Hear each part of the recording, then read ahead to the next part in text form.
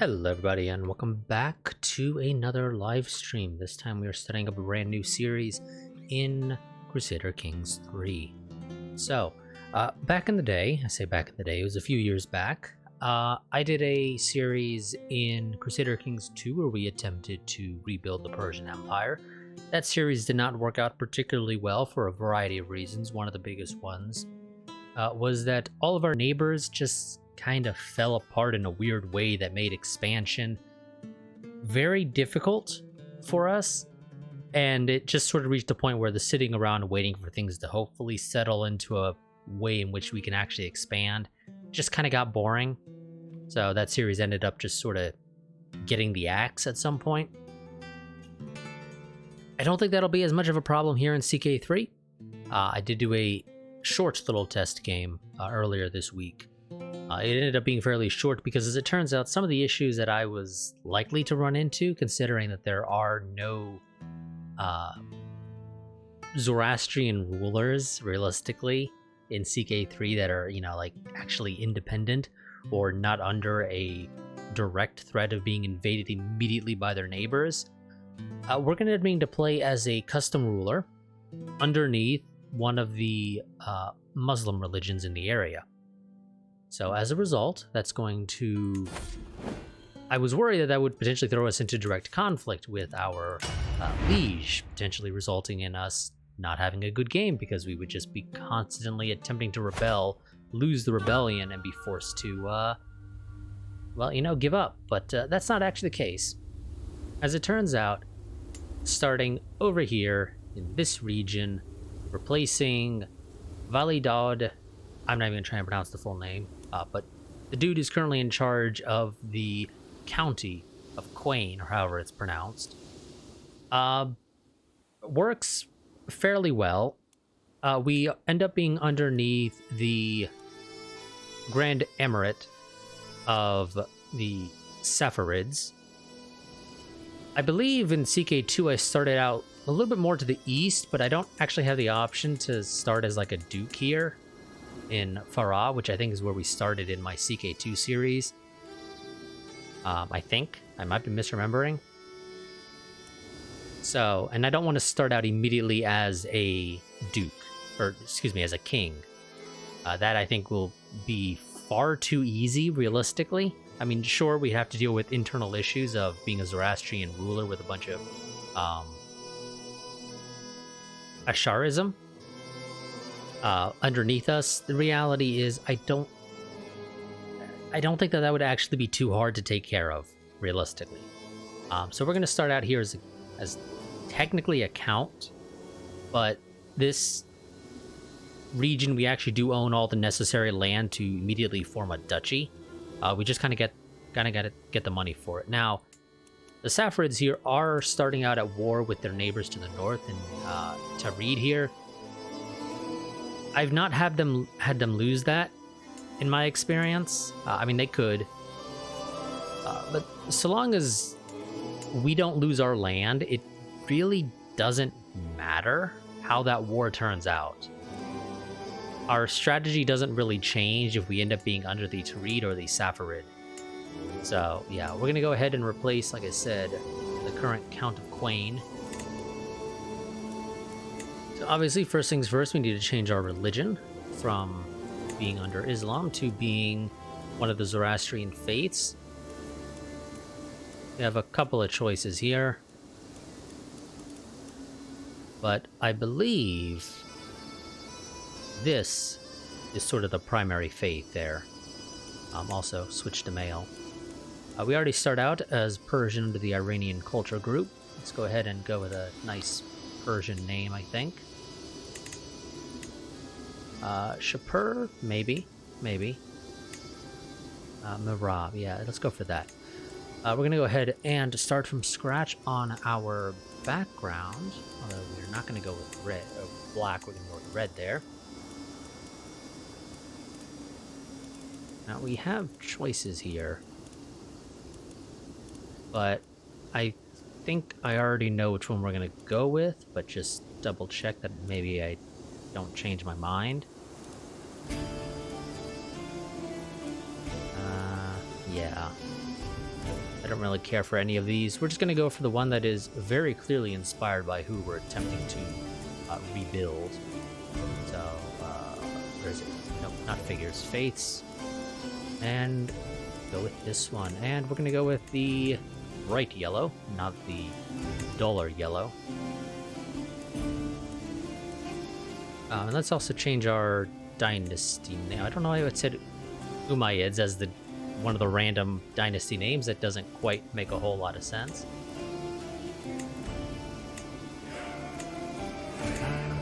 I mean, realistically, I would think that the game would do a better job. Some of these I don't think actually fall under within the Persian culture,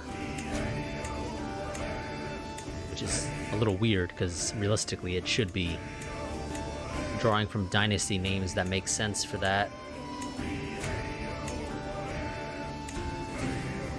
I don't know, we'll go with that. That's fine with me. It realistically doesn't matter in any significant way. We're going to start out as a young ruler, of course. 16, just freshly taken the throne. We're going to be a brilliant strategist. Our character will admittedly be in some ways overpowered, but they're not really going to be great, in my experience.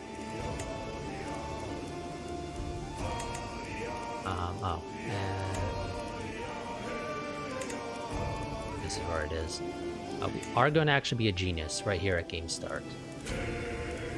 But that is the only trait that we're actually going to select there. For other traits: personality, brave and ambitious, brilliant strategist, genius. We have technically average diplomacy, excellent martial, average stewardship, average intrigue and learning, and prowess. We're not actually good in a fight. We are not going to start out married, so we'll go ahead and have to figure that out. And of course, we are over 400 points, so can't turn on Iron Man mode to get achievements, but I don't care about that. Let's go ahead and regenerate a ruler a little bit for the look. I'm not going to go ahead and actually do a full customization because I don't really care. I like that. That looks fine. And let's go ahead and finalize.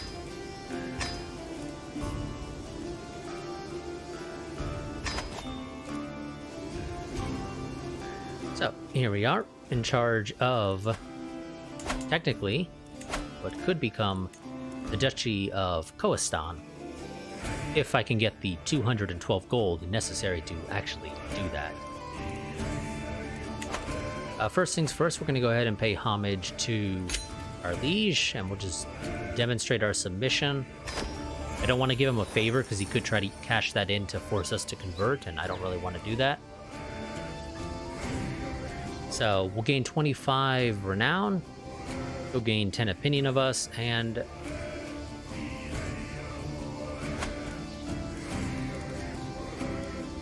1 second.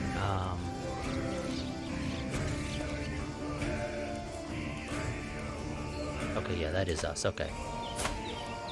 Yes. So our dynasty gains 25 renown. We will gain 35 prestige, and there we go. Now we need to get ourselves married. Obviously, let's go ahead. Here, maximum age 25. Yes, they need to be fertile. Yes, they need to be an adult. And traits. I want somebody who has an inheritable trait.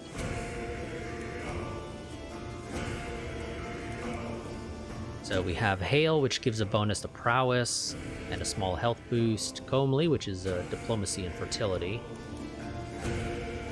Feason, which is a significant increase to fertility and life expectancy. Well, a small boost to life expectancy. It's a significant increase in fertility, however. We don't necessarily want to be popping out kids that quickly, because we do actually start out with the whole, we need to break up our territory across our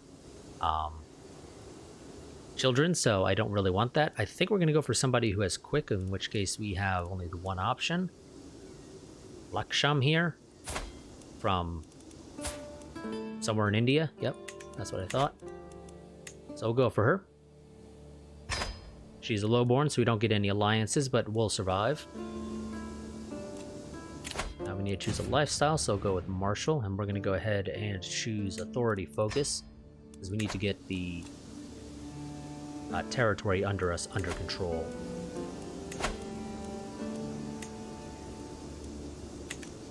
So let's see what we can do here. Can any of you be replaced without complaints? Yes, the marshal can be replaced without anybody complaining. But I don't have anybody better to take his place. Same with the counselor. Okay, so we'll just leave them be, I guess.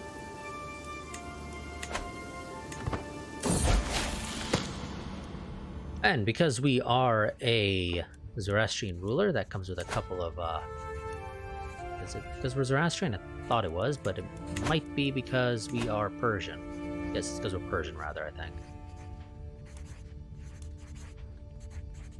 Maybe. I really don't know, actually, which one of these it is. It's one of these, I believe. Because I've never had this one playing as like a Christian ruler. So I finished my education in the arts of unknown because, you know, we started out at the right age. Even if I did not achieve much, it is a relief to finally see some results. Thinking back on my childhood, I realized I never truly connected with anyone. Even as I saw others playing with friends or whispering about love, I never experienced such things myself. I am certain the coming years will lead to new friends and new opportunities. So I'm a man now, and I get Conscientious Scribe, +2 learning, +10% to learning lifestyle experience, and +5 to cultural fascination.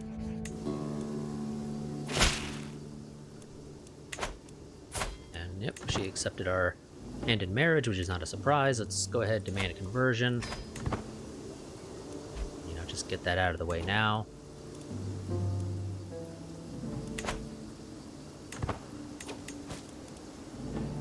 And yes, I realize I'm not endorsed by this guy, and I don't really have anybody. I could theoretically replace him with Shara here, but, you know, she still doesn't really like me anyway, so realistically it probably wouldn't change anything significantly. I do want to go ahead and get a court physician.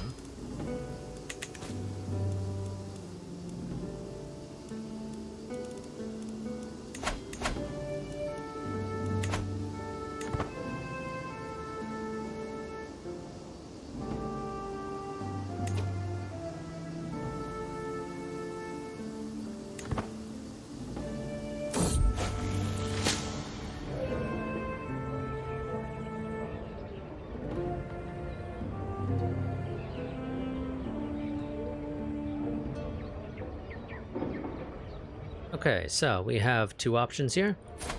We can go with Barad here, who is a renowned physician, so that's basically an automatic yes. Or Yusuf here, who's not great. Now, both of them have a learning of 9. So yeah, we're just going to go for the guy who already has the physician trait. That does take up all our money and technically put us into debt.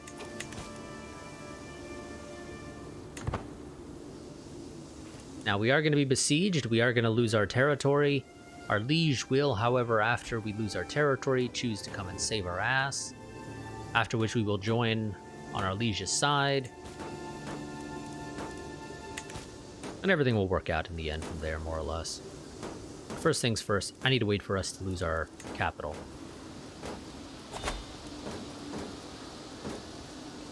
He is in... Okay, and our liege has invited us to become his steward. I'm perfectly fine with that.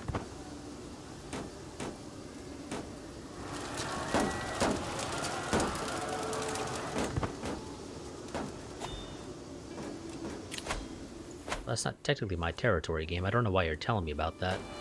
There we go. Liege is going to come and save us. Also, our counselor got captured, it looks like. So, off to a great start there. Oh no, he got killed during the siege.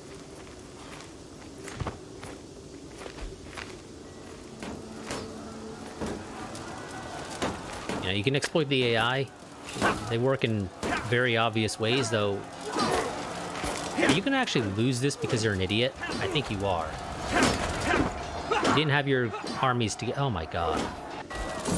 Our liege actually managed to fuck this up.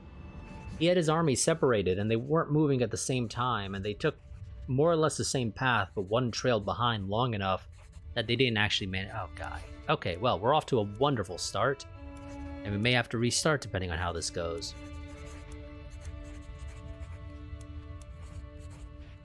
Some of my counselors believe that... I believe the job is theirs by right of blood or influence alone. How wrong they are, I expect results, yet I am often disappointed. After a long day, I am complaining to Laksham when she interrupts me.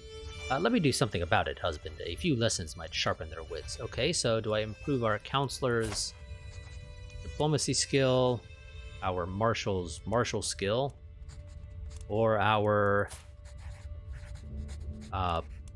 priest dude, his learning? Realistically, he has decent learning. Our marshal doesn't have the best marshal. I think we're gonna go for the marshal. Okay, so we are off to a wonderful start here, and we are probably going to actually lose our land. And depending on what the war goal is, I'm not 100% certain, but I think we're gonna actually have to restart this because the AI kind of fucked up. Strategy Loud. I am sitting in on a strategy meeting with Amir and me. Okay, goddamn these names. Discussing our plans for the ongoing war. He's decided to take a hands-off approach, allowing both Faraz and I to act as we see fit. I'm glad I will have free reign to do as I wish. The sun is shining and peasants are milling about the tourney hosted by my wife. I didn't realize she was hosting a tournament.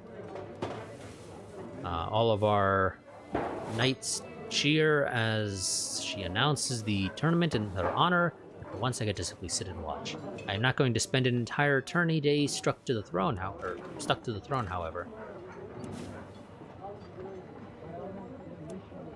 Yeah. This day is in our honor, my dear. Oh, what's this? A stranger is brought before me. He has been waiting outside the castle gates for a week, my liege, my guard informs me. The man bows deeply. My name is Abbas, your highness. I have traveled far and wide and seen many things. My family and I are weary of the road. If you allow us to stay, I will happily share my knowledge of the world with you and be your loyal servant. Well, you're not great at anything, buddy. You're really not that great.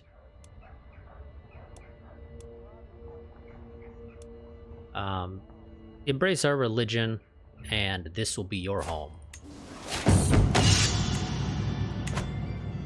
Oh, we got deserters. I am leading a patrol when we spot a group of figures emerging from the darkness of night.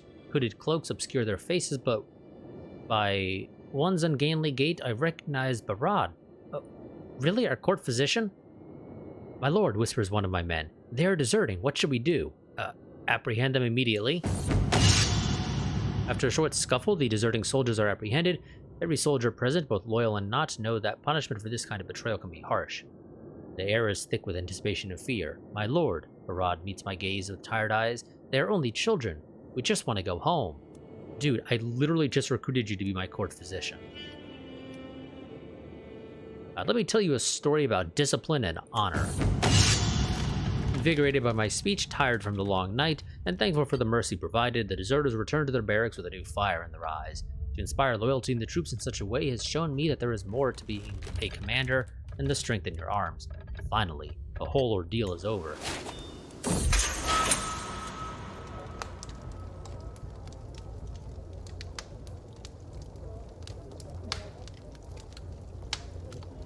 Oh shit.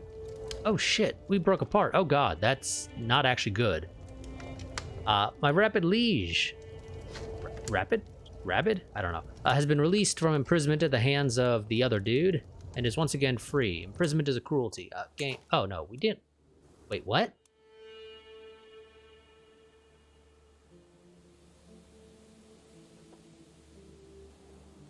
I am so confused as to what happened. So they had an invasion, CB. But they didn't take anything. And they won it. They won the war. And my current liege is, has an infected wound, so he's probably gonna die, which is actually not the worst thing ever. Who's supposed to succeed him in the event of his death? Pangjer here. Well, okay, that's whatever. I was kind of hoping he would actually have a child before he would die, because that's what happened in my test game, and that was actually great for us. It's much easier to deal with having a child liege who's not gonna, you know, try and take your land. But okay. So this, for some reason, did not exactly turn out as I anticipated.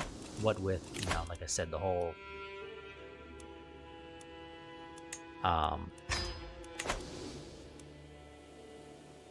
our liege screwing up. But okay. Let's just go ahead and slow back down speed again.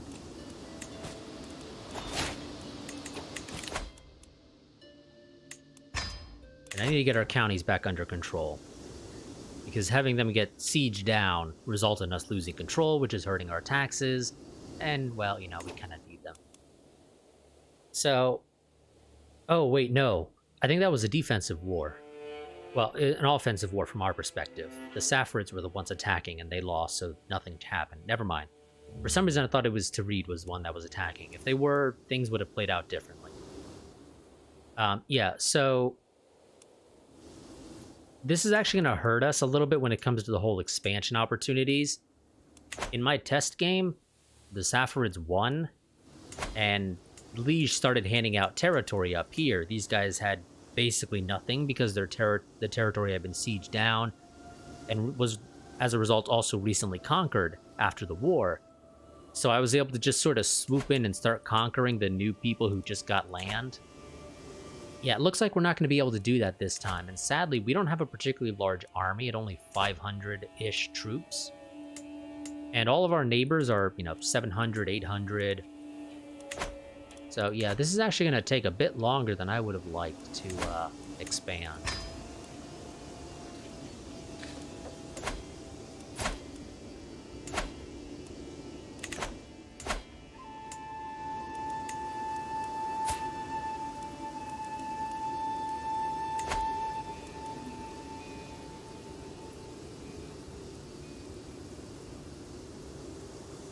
Okay, so those are baronies, so there's literally zero reason to care about them. Okay, so let's see how this goes, because our liege did not succeed. He failed to fight the enemies back after they captured and started occupying Quain. If they had succeeded, this war would have gone very differently. It would have ended in a win for our side, and that would have been, you know, just wonderful for us.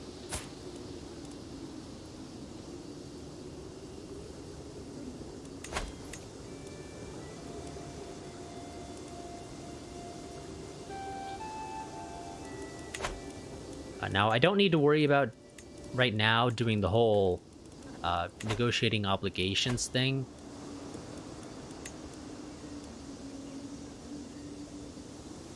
Because we're technically tribal, I believe is the way this works, so we don't have to worry about it as much. There's sort of a limit on what our liege can do to us.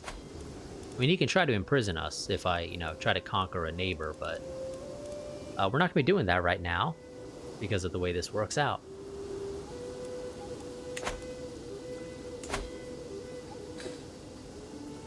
So it looks like we're going to have a bit of a slow start here as a result. I would love to convert the culture, but that takes so damn long. Of all the buffoonery I've ever seen, and Bahman's inane efforts to improve my relations with my neighbors, my good brother and counselor has officially acknowledged Vali Muhammad's claim. You bastard. So this guy, the Count of Yazid here, although he technically owns all the land necessary to form the duchy, now has a claim on the county of Toon here. Which is just, you know, exactly what I wanted. How are his troops?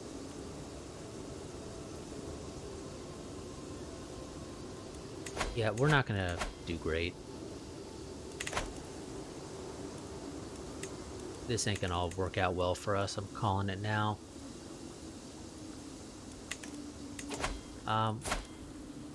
You have heavy, well, sort of this version of heavy footmen.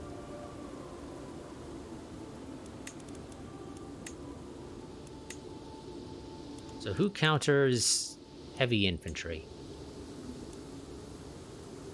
Light footmen do.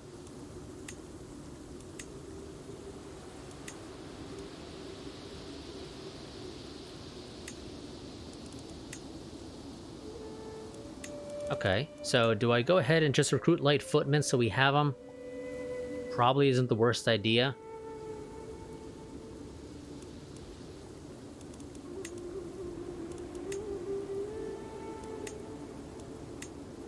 Also, is there a reason to recruit armored footmen over IRs? I don't think so. They're more expensive to initially recruit and maintain. And stats-wise, they seem to be exactly the same, with the difference that IRs actually have extra pursuit compared to armored footmen. So there's literally zero reason to recruit armored footmen in our case.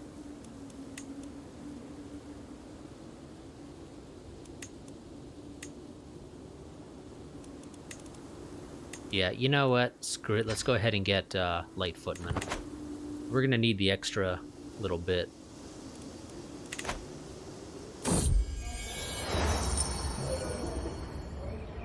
While my court celebrates the Persian festival of Nowruz, every year my duties as Vali often make it difficult for me to participate in the festivities. With the equinox approaching and my realm in a prosperous and stable state, I wonder if I should take some extra time this year to get out of the castle and get into the holiday spirit.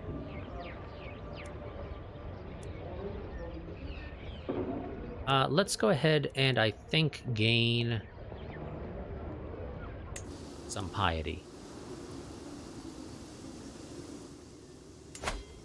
Oh, are you? Oh no, you're being raided. I think?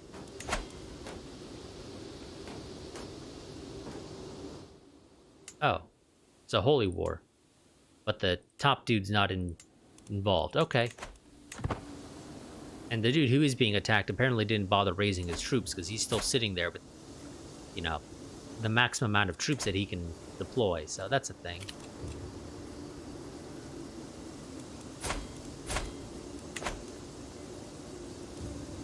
Oh, peasant revolt has formed against our liege.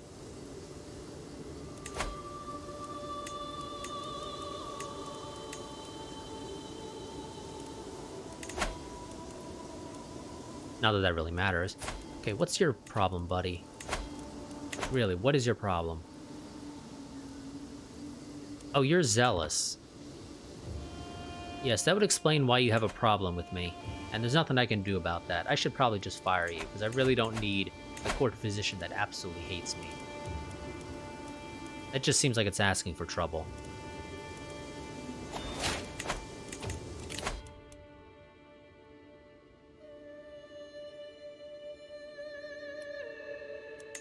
Let's decrease the cost of getting a CB.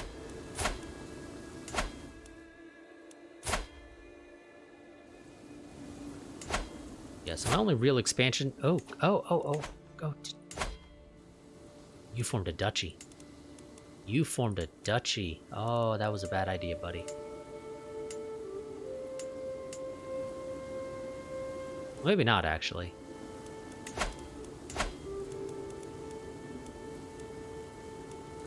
But it might...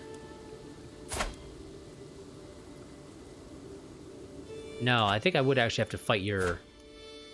I think I would actually have to fight the Duke in this case. Because I'd have to declare war on the same guy that's at the same level as me when it comes to relations to the liege. If I was underneath the Bamid Emirate here, I'd be able to take this county, no problem. But needing to fight you, yeah, that's a little out of the question right now.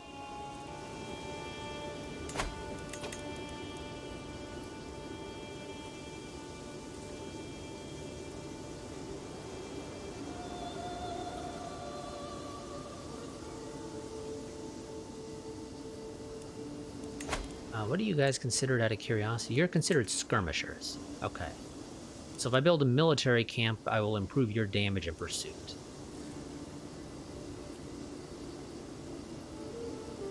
But honestly, I kind of want the extra money, so let's go ahead and build a desert agriculture. And to speed that up, let's also have our steward work on speeding that up a little. Instead of taking the full 2 years, we'll get it down to 22 months.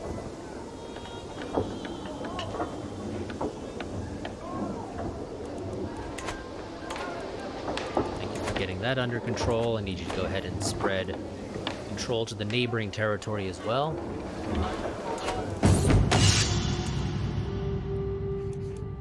Though I will surely see many battlefields before I meet my maker, my library holds tales of war from 100 lifetimes. I have recently acquired a tome of the Great Battle of the Catalonian Plains, as well as a time-worn scroll written in some ancient language. Who knows what forgotten secrets it holds?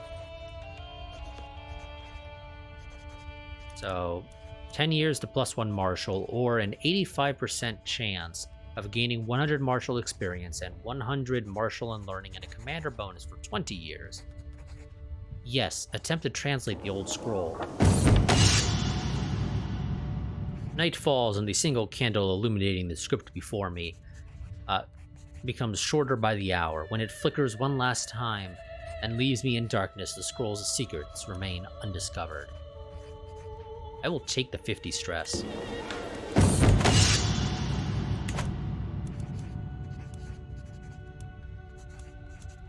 Even with the help of a dusty glossary, the scroll is reluctant to share its secrets, but I press on. As the night progresses, the most incredible story unfolds before me. By blocking the narrow coastal pass of Thermopylae, the massively outnumbered Greek troops held off the Persian army for 7 days. During the last day, when King Leonidas was outflanked, he dismissed the bulk of his army and guarded their retreat in a glorious last stand. The heroism of his troops is a testament to the power of a patriotic army defending its native lands. So study the battle, +1 martial learning, -20% friendly fatal casualties, and +5 to defender advantage, or focus on the translation process and gain 2 learning for 20 years and 100 martial. Let's study the battle.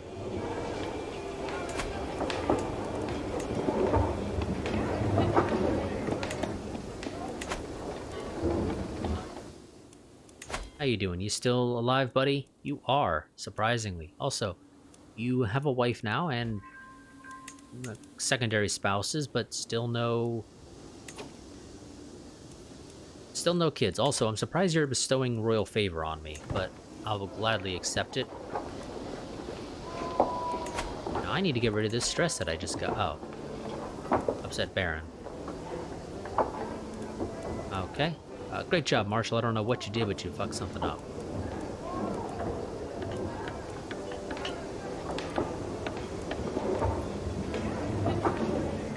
Let's go ahead and call for a hunt.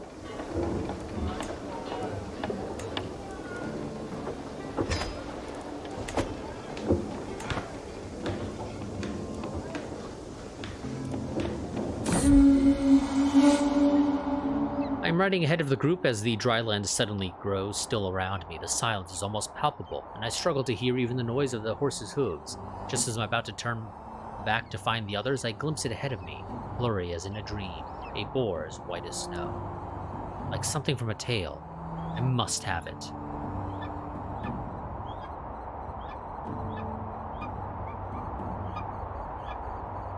Or I can gain +2 stewardship and 1 prowess.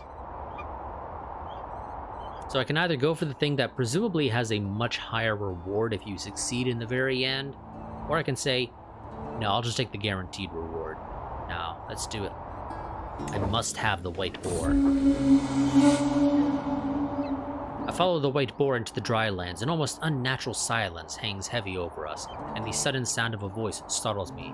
My lord, there you are. I look around to see the rest of my party having caught up to me. As I look back, the boar is gone. It must have gotten away this time.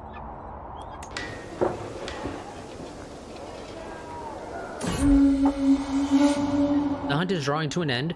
We mount our horses to leave the drylands behind as the light fades from the sky. In spite of our difficulties along the way, the hunt went very well. We return home reinvigorated.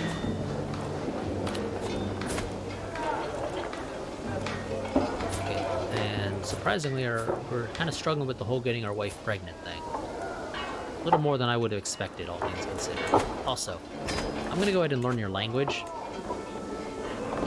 Just for the nice little bonuses it can provide. Oh, there we go. A fate smiles upon me. My wife is bearing my child. Wonderful. You know, just sort of right after I mentioned whole, you know, not having her be pregnant yet. By some miracle, she ends up pregnant. Now, we do have, it should be noted, a couple of holy sites, two of which are right up here along the Caspian Sea. Well, one is actually right along the sea, the other is along a lake near the sea. Doesn't really matter.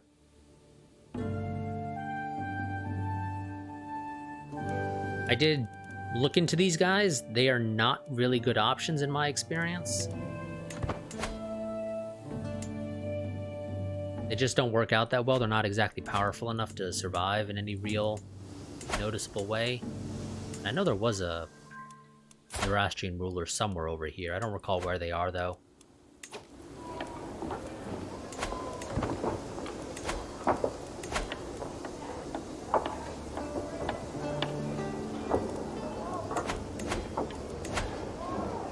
There we go. We have 804 total troops that we can raise in the event that we were to go to war with Abbasids here, which I wouldn't mind taking. It is territory, and territory is never a bad thing to take. But 804 is not quite good enough for me. And our liege has died. Did he have a kid before he died, though? He did. But he's not the one who took over from the looks of it. We are going to be under now the dude who was in charge of Pandar, which is annoying because now he's more powerful. Let's go ahead, pay homage. I'm not giving gold because I kind of need my gold. We'll just demonstrate our submission.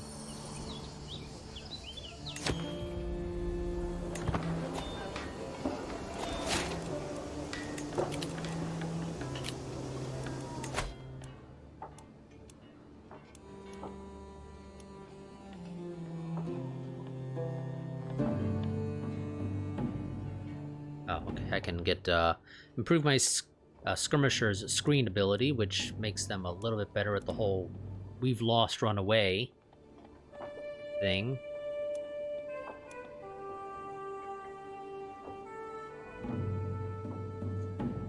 Okay, that actually seems really nice. Let's head down this path real quick. There we go, new heir. And you know what? That's a fine name. Zahak. Or however it's pronounced. Also, he's a son, which is surprising that we started out immediately with a son. And actually got real lucky. He got intelligent right here at the start. Wonderful. Educated myself. He's gonna get a martial education.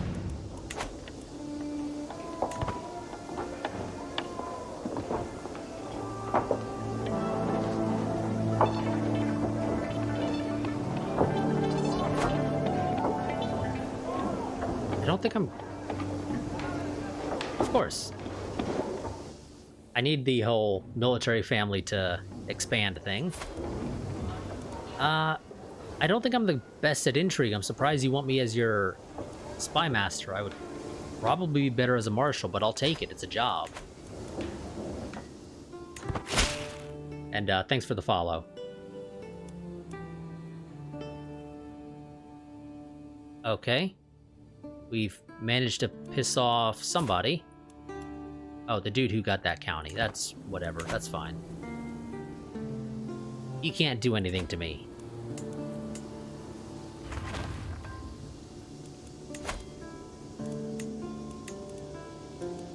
Let's just keep saving up money. Oh, whoops. We finished with the desert agriculture. Let's switch you back to taxes. Also, let's see if we can get any of you guys to convert. You will accept. Wonderful. Will you accept? 80%? You're already converted. 52, that is not good enough.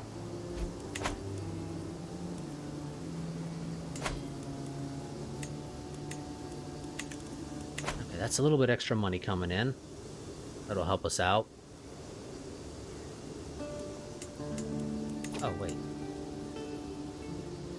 I could have sworn this territory was actually Zoroastrian at the game start, but apparently not. Let's go ahead and convert you.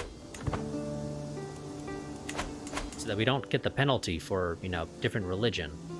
Whatever penalty that is, I don't actually recall.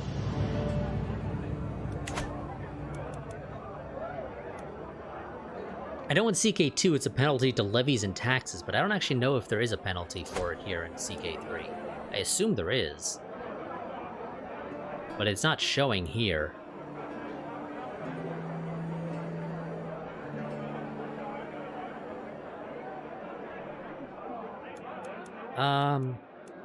I don't have the money for you guys, and I get the martial experience anyway, so I'm just gonna throw you out.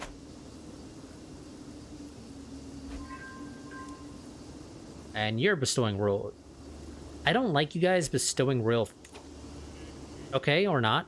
I was gonna say, I don't like when you guys bestow royal favor on me, because even though it gives me extra prestige, it hasn't worked out for me in my test games for this. It's always almost immediately been followed up by trying to toss me in prison.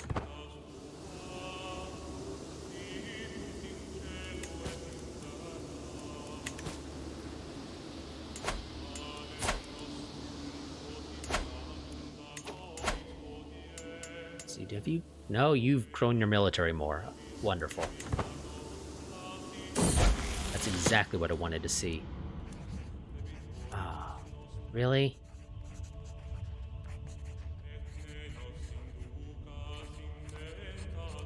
Damn servants. Okay, I have to lose prestige no matter what. So what do I get in exchange?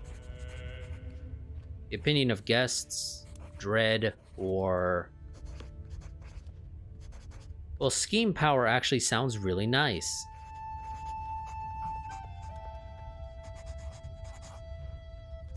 Well, no. The scheme to learn the language gains this, which doesn't matter because I have a pretty much guaranteed chance of actually succeeding anyway.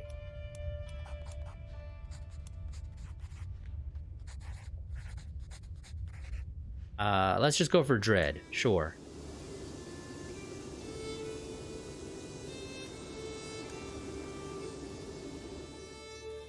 Sadly, our liege kind of screwed up the war. Oh, wait. Oh, crap. Oh, never mind. Never mind. I was going to say this guy broke away. I can invade him now, but never mind. He's, yeah, that ain't happening. He's like, what, 4 times my size in terms of levies? So, yeah, that ain't happening. Never mind. As I was about to say. Our liege lost the war against the Tarids. I don't know how. He just did.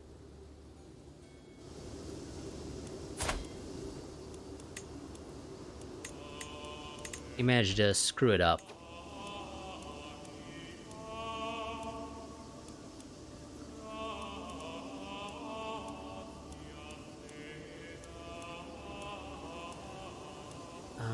Yeah, I don't really have anybody I can convert there.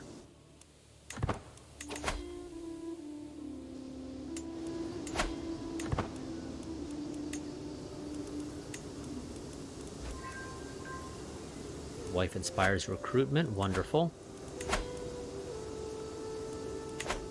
It's really not that many extra men, but it's always appreciated. Organized services for 5 years. Extra taxes. That's nice. The powerful white boar I am hunting comes to me in a dream, judging me with its deep eyes and flaunting its pristine coat of fur. We stand in the dry lands. Everything around is silent, and no matter how I move, I get no closer to my prey. As I claw myself awake, I feel my resolve hardening. It will not elude me much longer. I gain focused on hunt, +1 to prowess for 10 years. I need to start looking into actually conquering some territory, so let's go ahead and do that. I know I had you converting a territory, but change of plans. Things change. Conquering land is a little bit more important.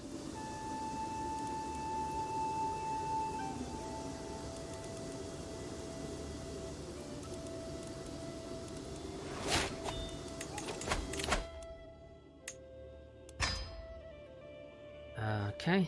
It's wonderful. Also, I would actually love... Well, let's actually check our knights. Yeah, a lot of them aren't great. So let's go ahead and try and recruit some new ones.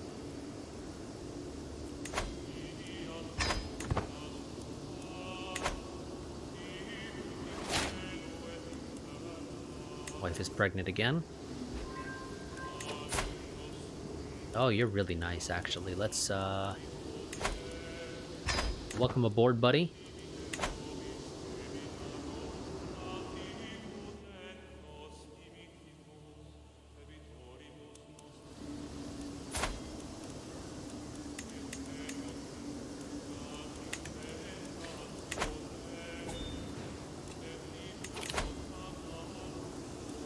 No, I'm not going to let you teach my son.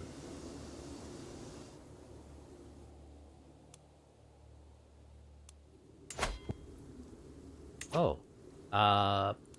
Slight change of plans on the territory I want you to fabricate.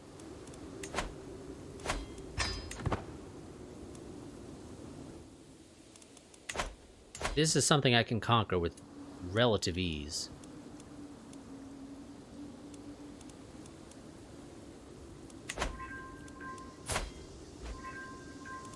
You're also nice, but I don't have the money to recruit you, and I get a daughter. Azal, sure. That's a fine name.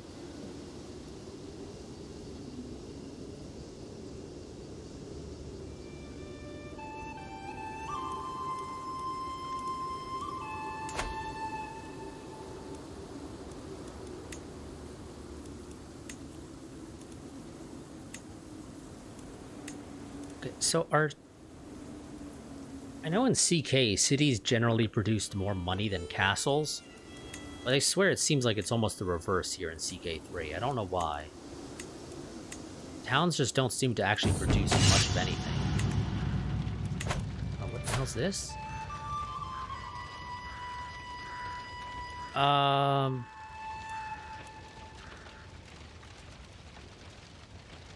At first I thought the simple footmen a fool for stepping onto the training field. However, the battle proved more hard-fought than I expected, and it gradually became clear that he would be unable to stop his wild and vicious strikes from hurting me. Disarming him suddenly became a matter of life and death. I tried not to show my relief when his sword finally hit the ground.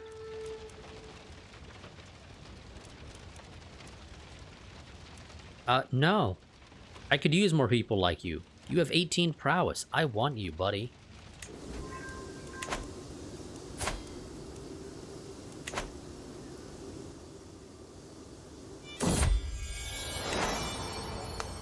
There's never a quiet moment. My son in Erzahak is so full of questions. I do my best to encourage his curiosity, but sometimes I cannot help but get exhausted by the constant stream of thoughts and queries. When a father and a mother love each other very much... Oh, is he asking where babies come from? Okay. That's fine, I guess. Also, my daughter needs to be given an education. I guess I can do it for now.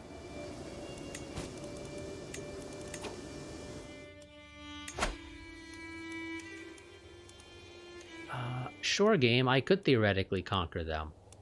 Just, you know, they're far away from me, so maybe not.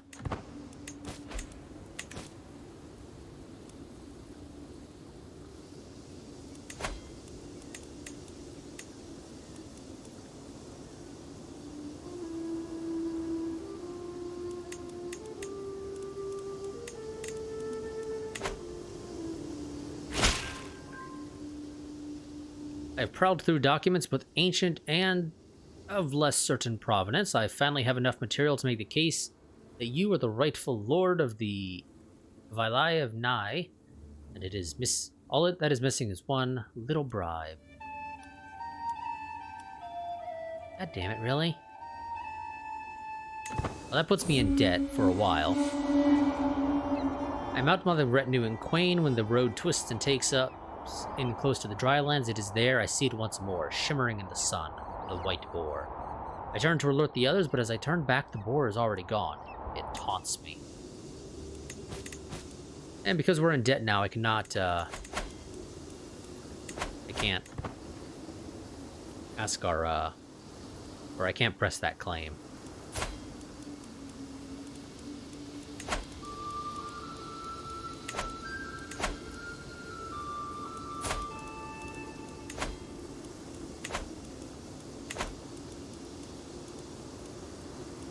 So now we just sort of get sitting here, and I'm just going to kick the game up to 5 speed, basically, while we wait.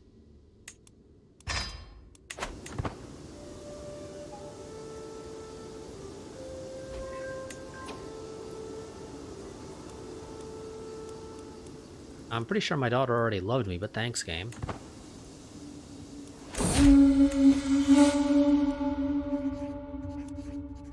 Since I started, my search reports are coming in from all over the realm of people spotting the powerful white boar.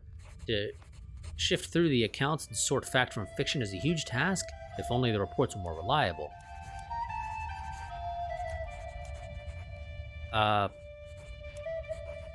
know you consider this cruel, steward, but it's kind of up your alley, I think.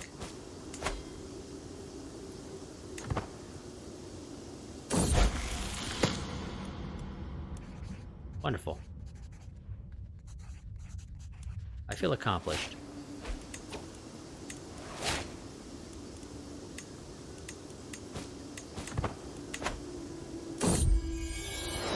Another son.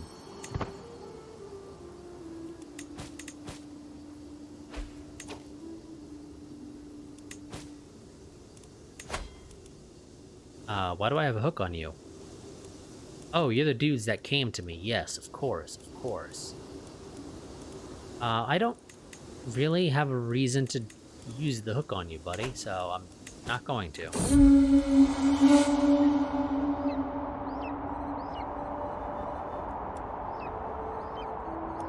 As the days pass by and I hear nothing about the white boar, I grow restless. Surely someone must have seen it. What about all the peasants littering the drylands? Maybe I should appeal for their assistance.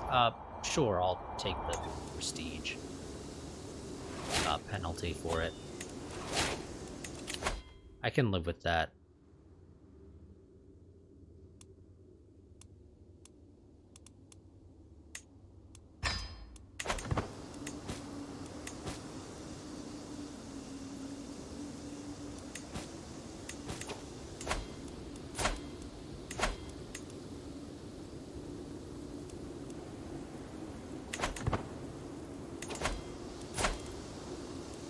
Let's actually get a little bit of money in our coffers before we go ahead and attack.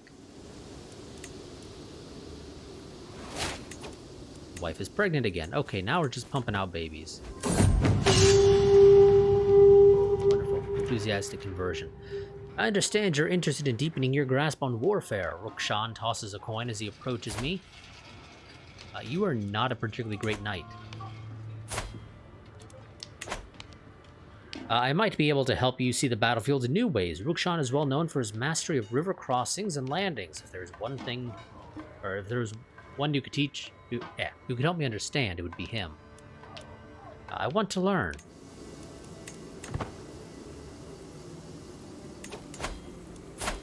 Okay, let's go ahead. I'm going to go ahead and attack you now. Raise the troops. I am not going to be the commander, however, right now. Not exactly interested in that. We're going to go ahead and... God damn, I have a lot of commander advantage. We're going to hand this over to Mahmud here.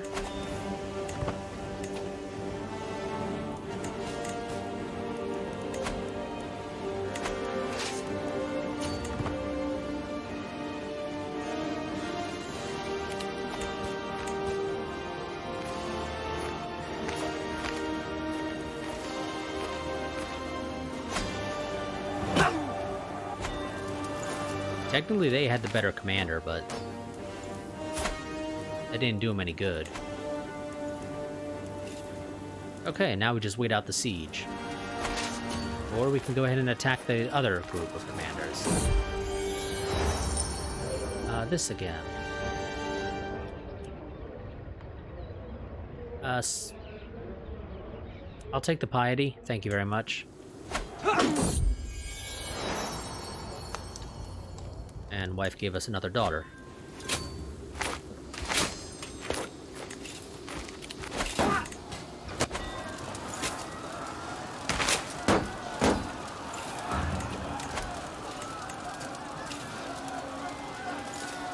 Okay, and they're not willing to pay any money for the guys that we've captured.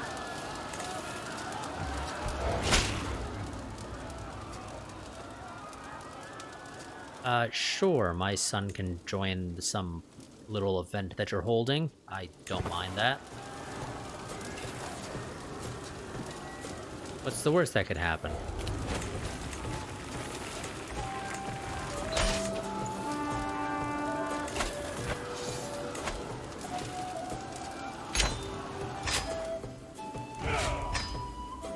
Okay, there we go. We've expanded our territory,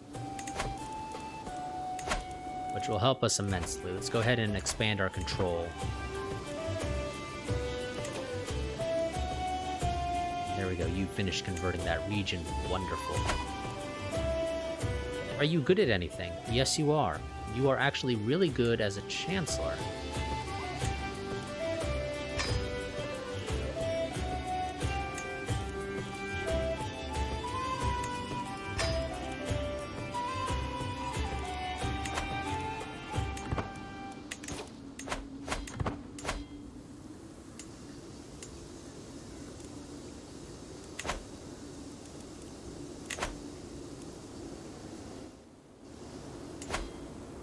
So that, excuse me.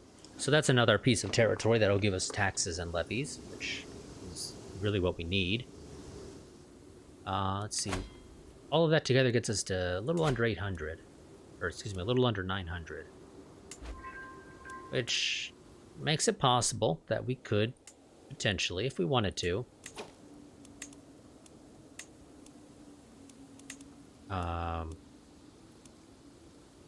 okay. We could potentially invade Yazad here. Or Yazd, however it's pronounced.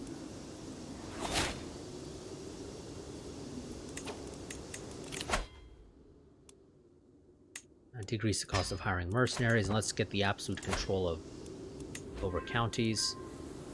Okay, thank you. Will of Insight. Rukshin has shown me that the ins and outs of river crossings and landings. My final test is a mock battle against him to show what I have learned. Prepare the ranks. Rukshin comes riding up to me. Impressive, he shouts. The enemy levies stand in awe at the efficiency of my other troops. There can be little doubt that I have understood what it means to be a forder. I have learned so much.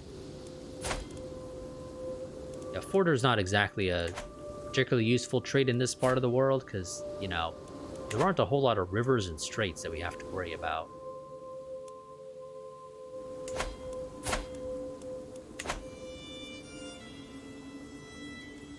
Certainly compared to other parts of the world, but hey, we got it now, so it's a thing.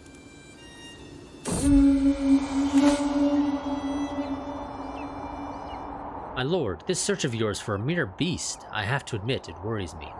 My Herbad, Abdallah? Sure, approaches me as I sift through reports of new sightings of the White Boar. Evidently, everything that demands so much attention could be said by Arman, as if its existence is not a sign of the Lord of Wisdom itself. The boar is a messenger from Ahura Mazda. It is none of your business, or you are right. What have I been thinking? No. The boar is a messenger. Because, you know, why wouldn't it be? And also, let's call a hunt. Because I need to get rid of some of this stress.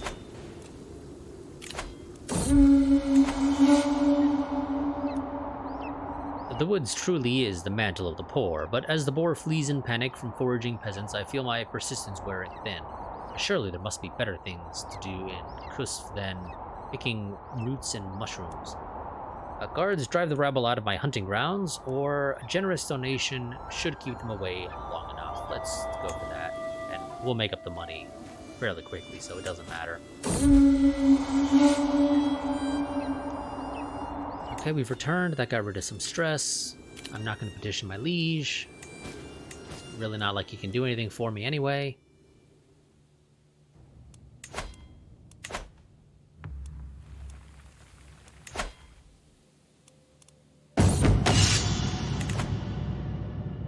Tonight, I have stripped myself of every symbol signifying my rank to walk anonymously among my soldiers. It is a quiet evening, so when the argument breaks out, the words reach me loud and clear. An infantryman is trying to convince his commander, my spy master, of the advantage of an alternative strategy.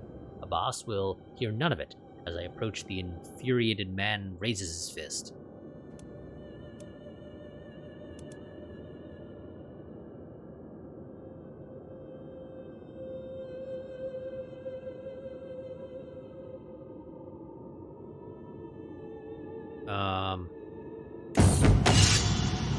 Okay.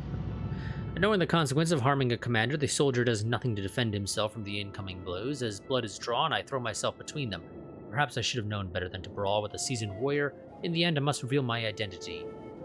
For Nahib Abbas to let me go, I skulk back to my tent before the news spread. And we did actually get wounded, apparently. But though we lost it immediately upon getting it.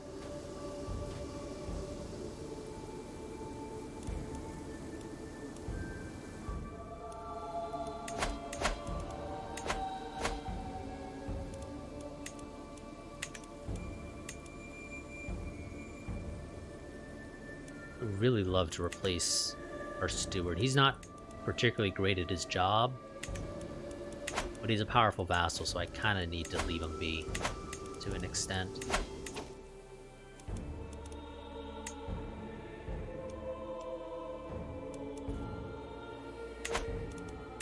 Hey game, why do you think I have any real chance here? I have to ask. Oh, because he's apparently broke as shit. Okay. I can see why you might think that I have a chance there.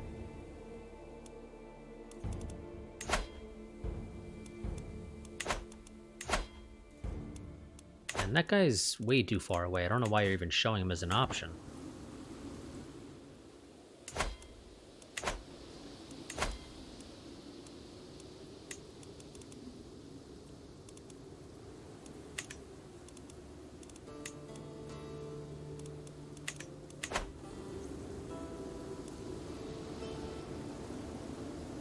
Okay, 917 total troops is the maximum I can raise. Yeah, Zak, never back down from a challenge. I need you to be brave. And wife is pregnant again. Jesus.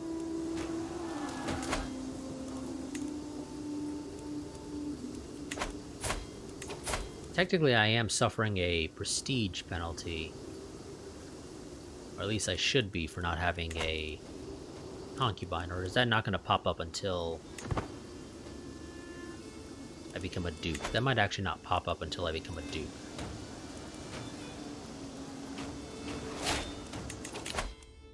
There we go. Absolute control.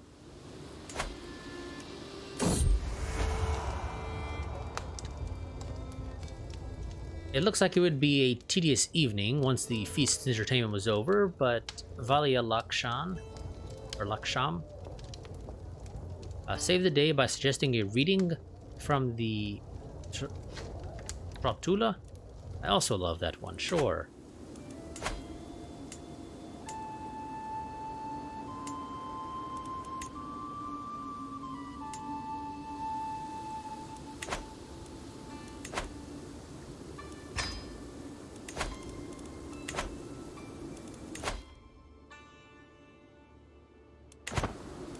Okay, so I need to wait for that to finish apparently. What's this? One, we got a new son again. My wife has made her way into my life with sweet words and sweeter touches. Late at night, I struggle to keep her off my mind. The feelings smoldering between us will soon either burst into flames or die out.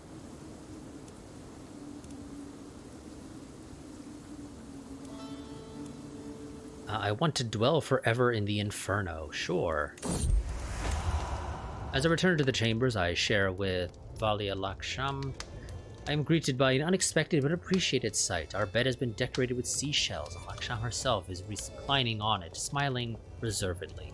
With hands, mouth, and limbs, we reaffirm the devotion we swore before Ahura Mazda, perhaps in a more carnal fashion than intended. It was as sweet as it was fleeting.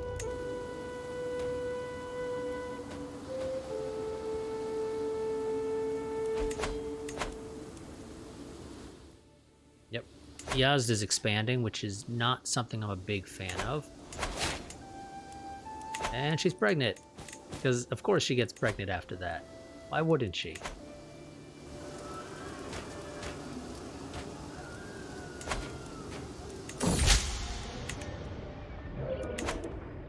God damn it. Okay, well, that dude is not a threat. But seriously, our counselors really need to stop giving claims to our neighbors.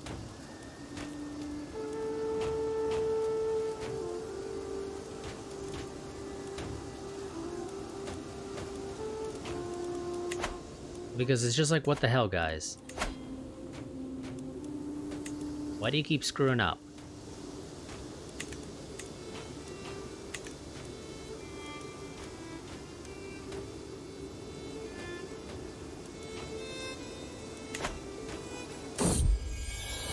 Okay, we got another daughter.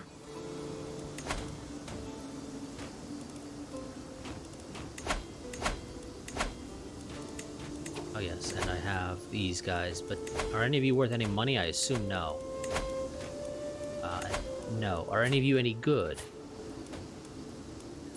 And thus, maybe I have reason to recruit you. Not really?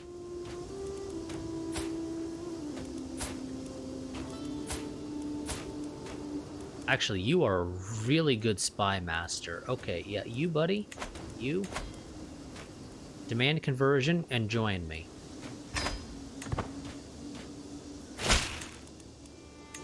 I mean, you're not a big fan of me, but you'll get over it after a while.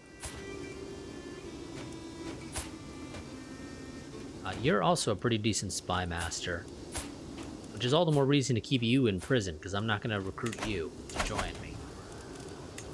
Current spy master, however, I'm sorry. I know you're technically a powerful vassal.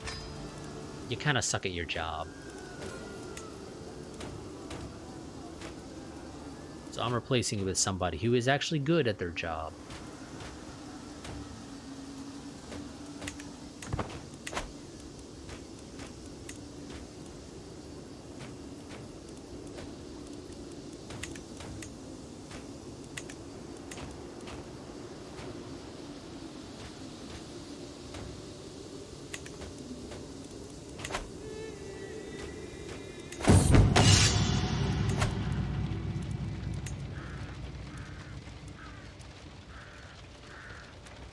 Let's see, so let's do a swap.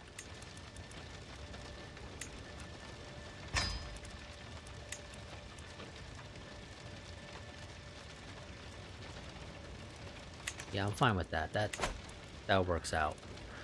Today I am observing this dude as he trains some of his new levies, but the recruits under his command resemble a disorganized mob more than an army. I look on as he struggles to gain control of the situation, clearly pushed to his limits. While it's never easy to train new soldiers, he seriously needs to do better than this.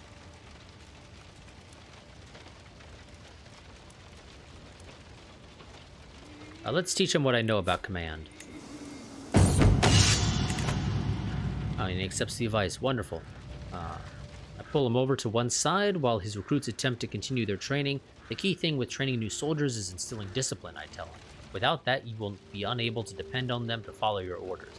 After I finish, Orung thanks me before strolling back onto the field, where he quickly takes control of the situation. Wonderful.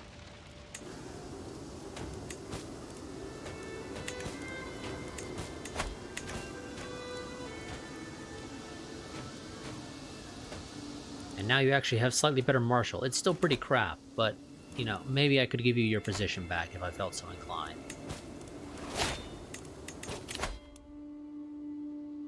And this gives us Overseer, so Martial Stewardship and Control Growth. Yes, please.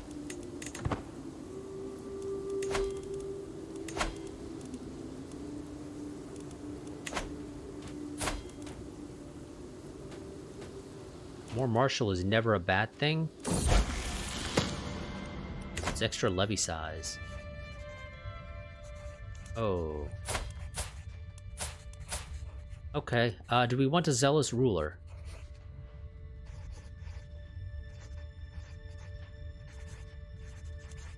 Yes.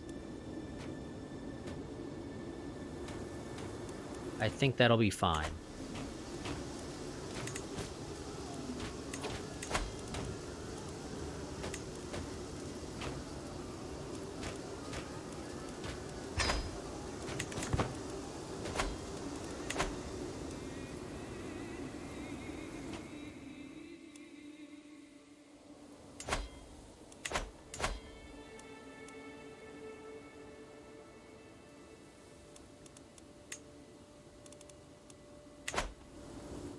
Okay, so we're about halfway to being able to overpower our liege.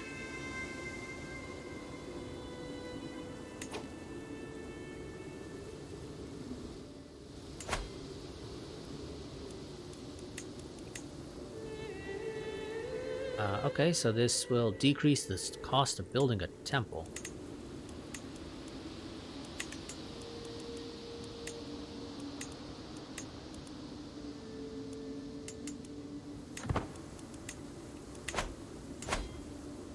Which, realistically, I probably should build at some point, but God, building new settlements so expensive.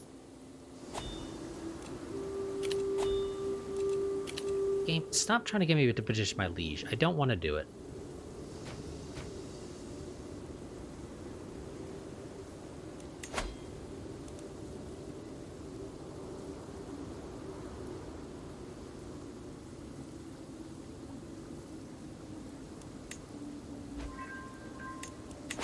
Wonderful, thank you for converting them.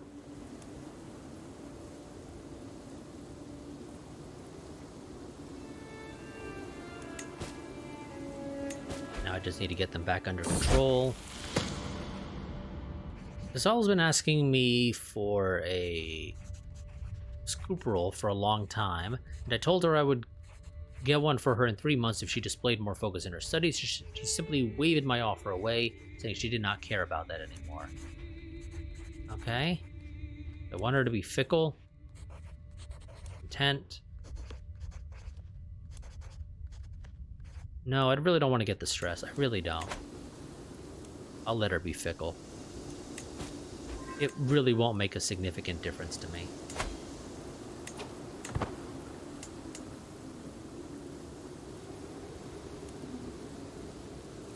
And just as we were about to finish, technically we did, but then immediately after it failed, so the game said, okay, I realize I need to send him back.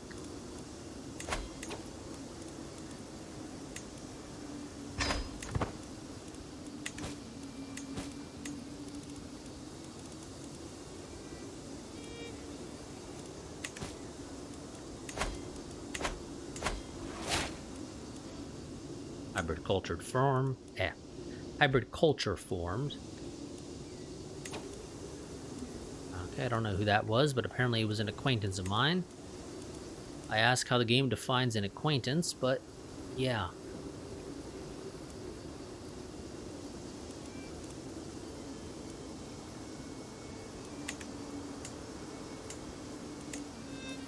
Okay, do I build a military camp?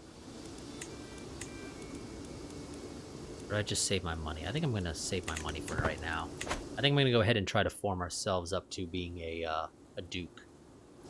Which needs... Whoops. That's too high. 212 gold. So, a little bit more to go. Oh, also... Since you finished converting that region, let's go ahead and move on to the next little bit that we can easily conquer.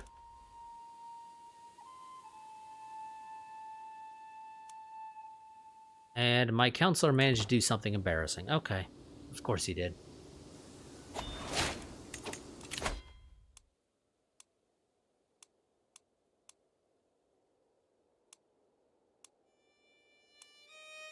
Let's make our troops move faster.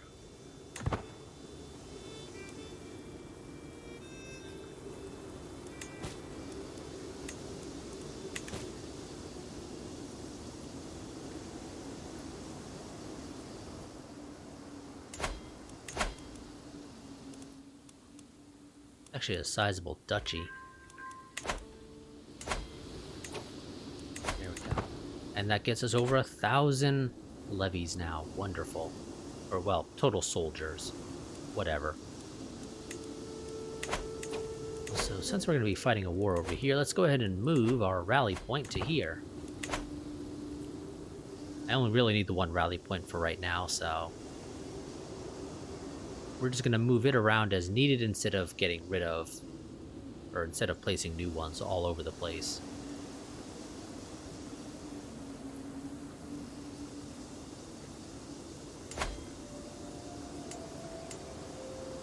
Really wish I'd been able to take this land up here, because I think it's actually worth more. Yeah. This land up here brings in more money than this land down here. Oh.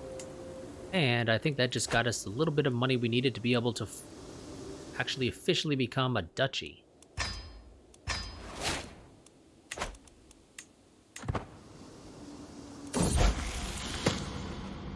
Damn it. Sure, we can have a brave and fickle daughter. And charming, of course. Oh, sure, why not? You know, that's an interesting combination. Okay, what do you want now? Diligent. I'll never turn down diligent. Not too big on the stress loss penalty, but sure.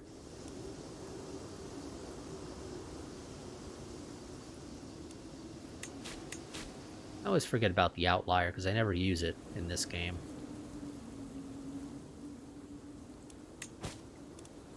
Okay, now the game says you need to take a concubine, otherwise you're going to suffer a penalty.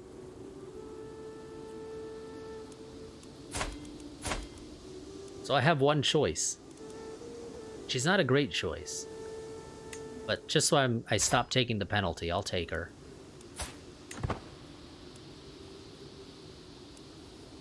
I mean, I don't really need more kids. Is part of the thing, really.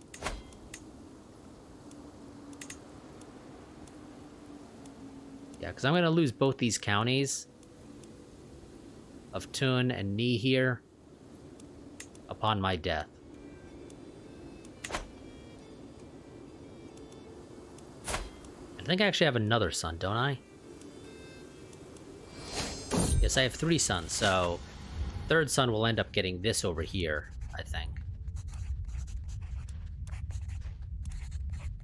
God damn it, I'm ill. Well, do no more than what is necessary. I don't need you trying to cut off my arm or some shit. Because I know how you guys are. And, oh yes, that'll lose us all our money. So we'll have to wait a bit before we actually conquer this territory. Because we're a little strapped for cash.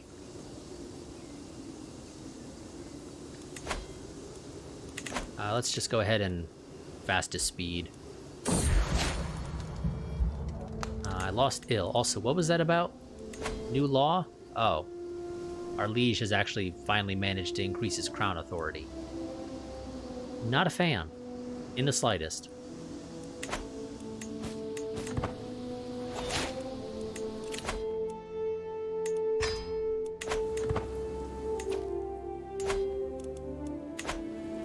Because now he might try to revoke our land.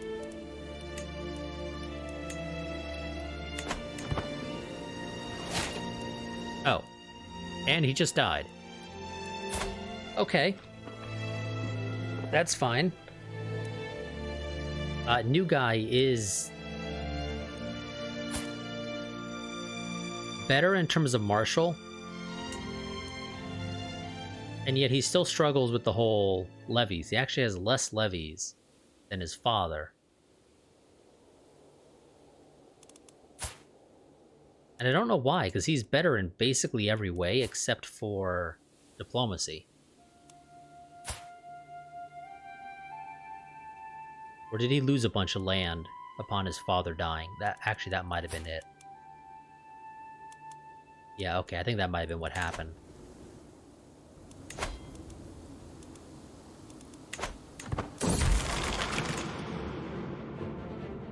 I wake up screaming, my heart beating fast. I had been chained and naked or collared. while a dozen men and women with the heads of goats descended on me, biting and tearing at my skin. Well, that's a wonderful nightmare. Then suddenly I was one of them, ripping my own flesh with sharp teeth, swallowing scraps, drinking blood, slurping. I have never felt anything as horrifying as when I saw the life leave the eyes of my ravaged body. But it was only a dream. It was only a dream. Yeah, let's just, go and pray to our god.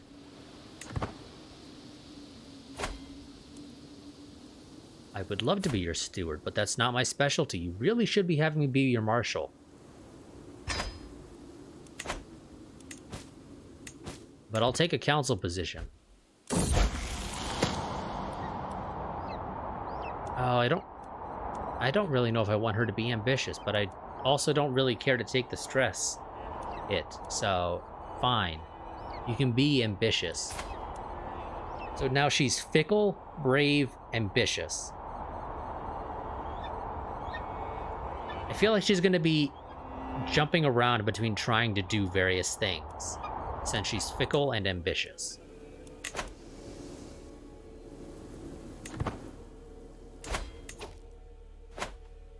Oh.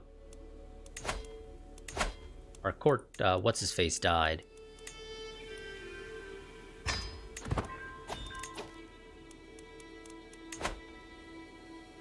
Did this place really reconvert? It did, damn it. Or is our liege... is our liege trying to convert our shit? I'm not happy with that. And also go and pay a homage to him, just so he leaves me alone.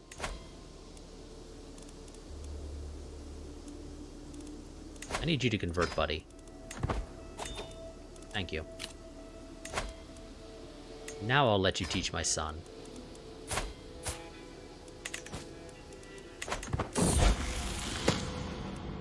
And there we go. Our son has grown up. With his coming of age, my tuition of Zahak is at an end. With sufficient tutelage, even a child that has displayed little natural inclination towards warfare can come to truly understand it. It is impressive to see such skill in someone so young. He displays a level of insight that's rare even among veteran commanders. They grow up fast. Okay, so you say he didn't display a natural inclination towards it. Are you sure about that? Because he became a brilliant strategist.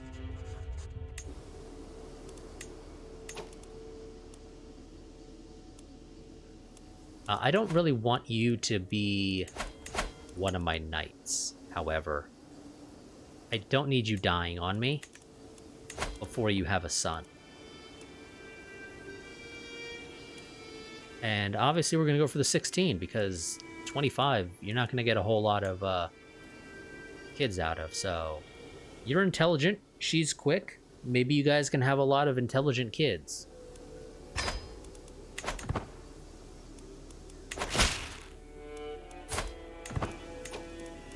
But she is going to have to convert. Also, apparently, converting removed the bastard child thing. Sure, game. Whatever you say.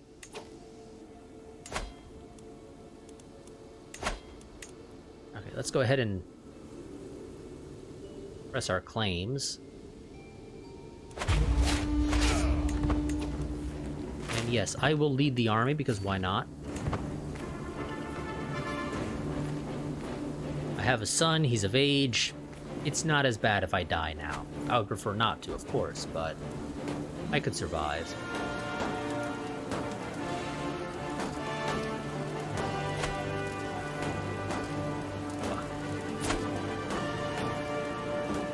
Well, that's just perfect timing. And there's nothing I can do about that. What are you wanting to revoke? You're wanting to revoke my duchy title, really? Why?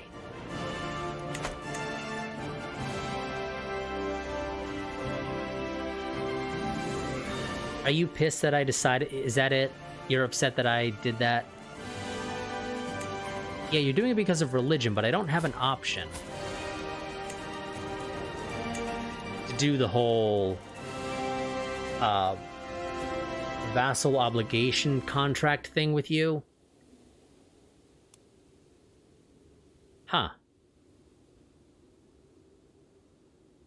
In my test games, you never actually attempted to revoke the title. You only ever wanted to throw me in prison because, you know, my religion's evil. We don't quite actually have the manpower necessary to survive this. But him just taking the title shouldn't hurt us.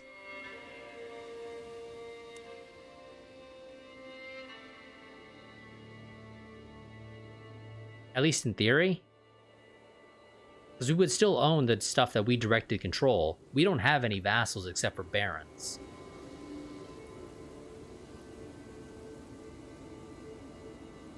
Fine. If you want to go ahead and take my title of the duchy away, fine. You do it. So long as you don't actually revoke my counties, I'm fine. I'll survive.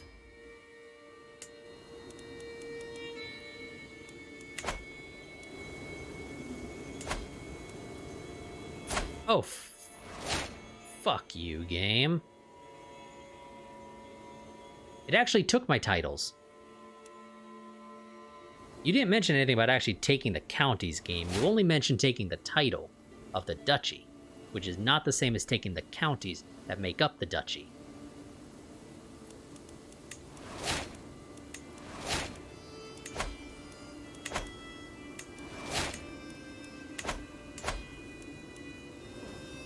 Okay, so we're restarting from over here. God damn it. Nope, now he's taking the rest of it. Fuck you, game. Seriously. Absolutely screw you.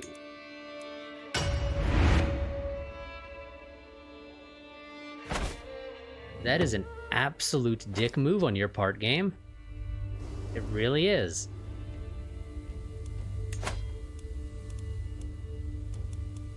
You know what?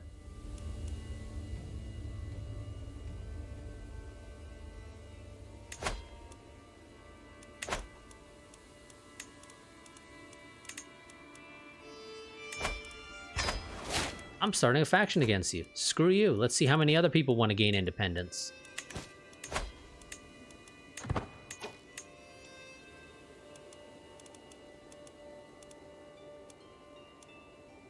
Yeah, you're not a big fan. So, you know, maybe you'll be willing to join.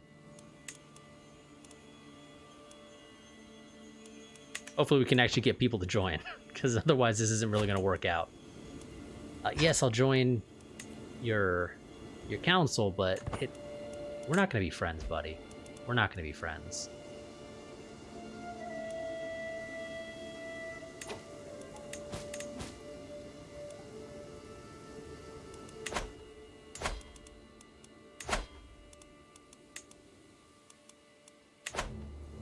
I need to find a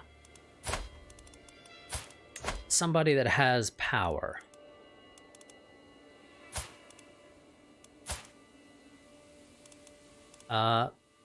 Like this guy.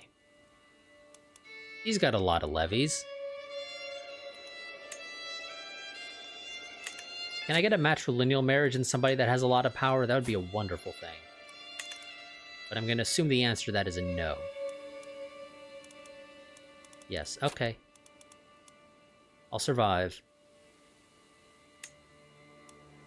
Let's get that marriage down. Because we're going to need it.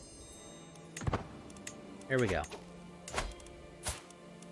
Now if I want to, you know, break away, I've got somebody who has a lot of troops to back me. So now if he attempts to take our land, we can tell him to go and shove it up his ass.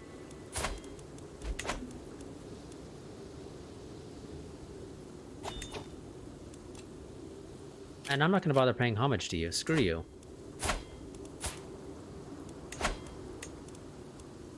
Now, I don't know if he did it just because I declared war on this guy and he didn't like it. That's a possibility. They are the same family.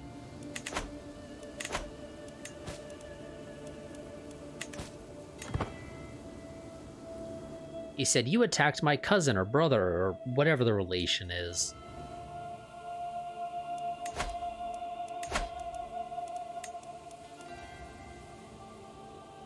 Oh, Jesus. Who the hell are your friends? Okay, well, most of that is actually your troops.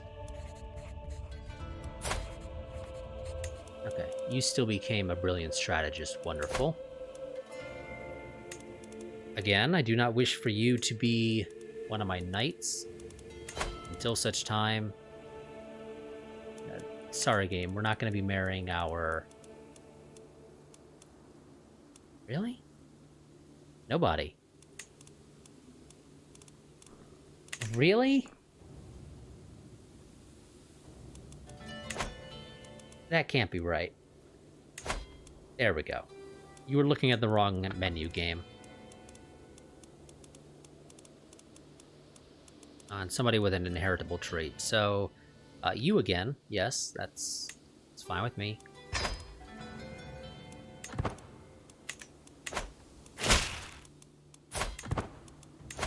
I need you to convert.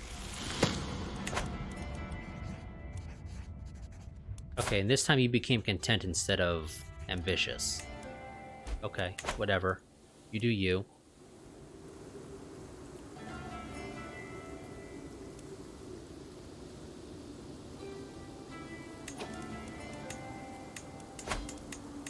Now, what the hell is this war about, out of curiosity? Oh. Do you have a claim on the duchy? You do, actually. Okay. Well, maybe I let you win, and then I go to war with you for the county, and maybe that doesn't piss off my liege. And he doesn't try to, you know, take my land away. I need you to succeed. Because if you do, that'd be great. In the meantime, I'm going to sit here and... Or not. Okay. He's going to still try and take our land no matter what. So... We're going to be relying on our ally. Because nobody else is really going to help us.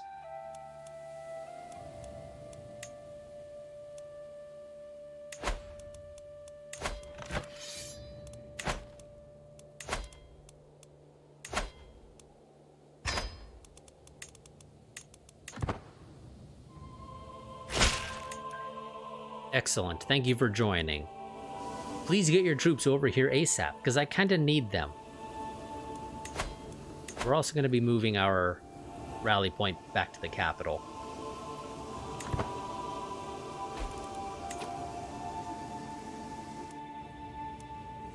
And I don't think I'm going to bother actually raising my army until our ally is closer. Actually...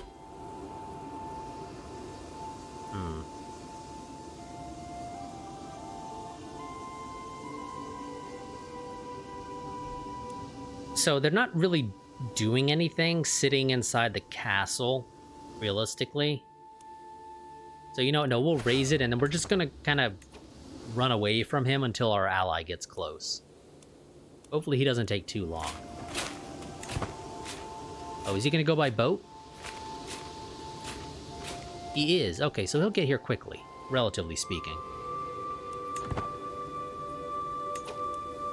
In the meantime, just run away.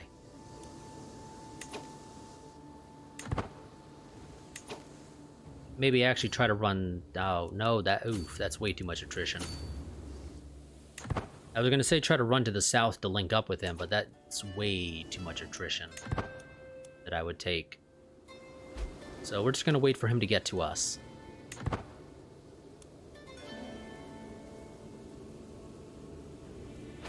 Quickly, if you can.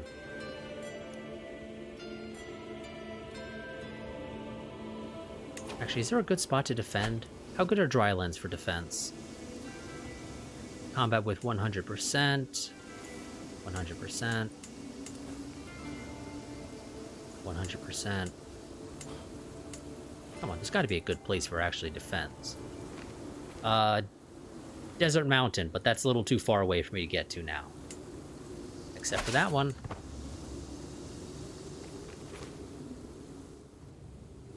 We might actually have a shot here. Defending in the mountains of Barandud.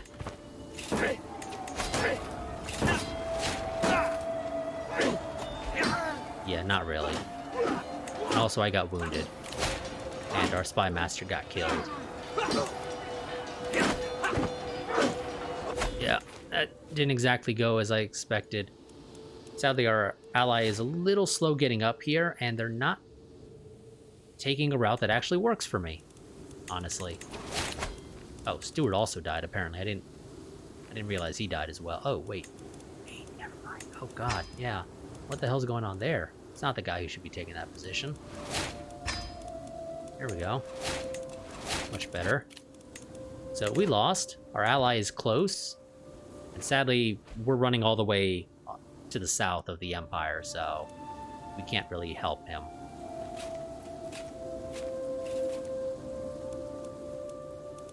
Let's just fast forward. Yes, convert and you can join us. I don't really care to reread that. It's the second time we've had that event. There goes our ally running away. I need to... This war's not going as well as I would have liked. Sure, my daughter can join.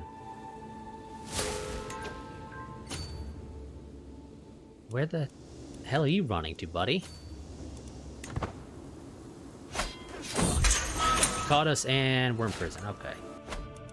Yeah, that didn't exactly go as I would have liked. And I already know how that's going to end.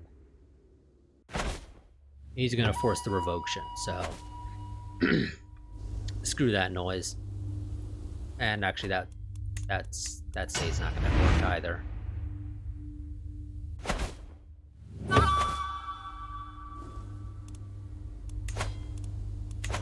Let's see if we can get another ally. Preferably somebody who's a little bit closer.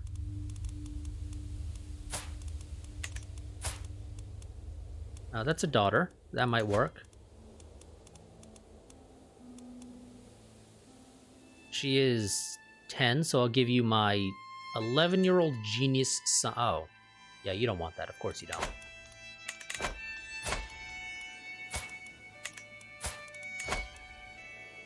Alliance power. I need somebody who's good and is close by. You're not that great. I mean, you got the troops, but you're kind of far away. Gotta be somebody who's closer. No, there isn't, because everybody's in India. The only potential allies we can get that are any good are all in India. And that means they're a little too far away to support us quickly.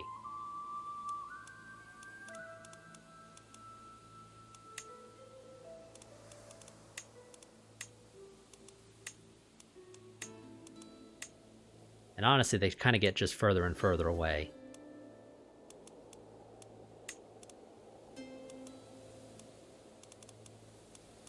Where the hell are you? Hey. Okay, you were not getting highlighted on the map as far as I could see. Yeah, okay, none of these guys really work. Let's just go with you. No, oh god, you're ugly apparently. That sucks. But I need the alliance.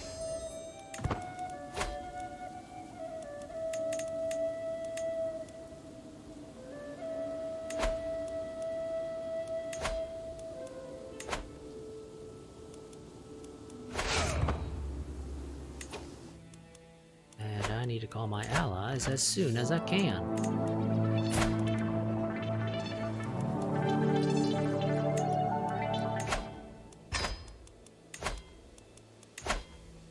Of course you won't accept.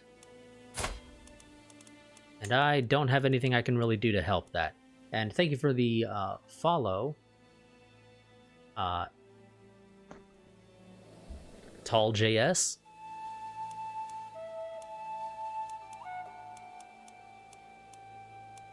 I can try to sway you, but by the time you'd be swayed, I wouldn't be able to get you to join. So again, we're relying on the same ally as before. Excellent, thank you. Please get here quickly.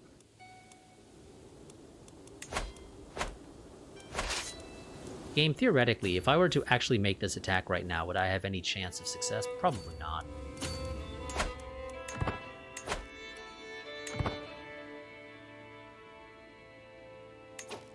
You know what? I'm just going to go and run away into neutral territory. I'll come back when our ally gets a little closer.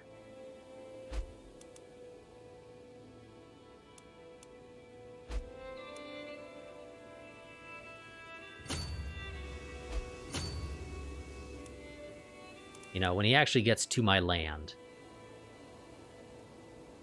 Where the hell is he going? Oh, is he going to actually link up with me? Oh my god, I think he's going to actually try to link up with me. Or not. Why is he getting back on the boat? Okay. Maybe the game doesn't quite understand how pathfinding works.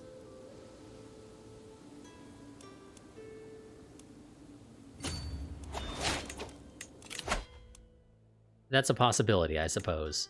Come on, just land. Are you actually going to come for me? No, you're not. You're going to go and siege my capital. Wonderful. I'm going to stay in here. In Tarid territory. When my ally gets close, I'll move to assist. The two of us together. Come on, hurry it up, buddy. Oh my god, yes! Okay, this time somebody else decided to rebel. Wonderful. Well, not really. Because they are a hostile army that's going to be attempting to intercept my ally. Or that my ally might accidentally run into, which I don't want them doing. And of course my daughter will go and visit. Oh shit, damn it, game. I thought you paused. Okay, I was gonna go ahead and probably accept that, even though I wasn't actually gonna help, but now I can't.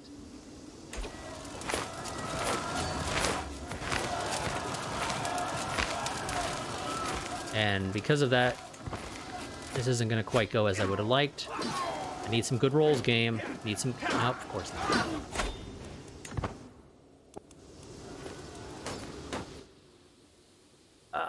This is the problem with playing on fast speed when you're waiting for your ally to get to you. Fucking A.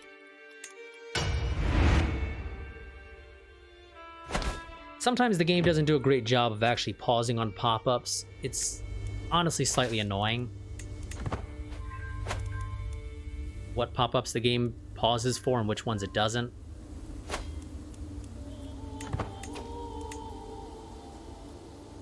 So, who are you fighting? Those guys. They're stronger than me. I'll accept just so I don't take the prestige penalty, but you're on your own, buddy. I'm kind of busy.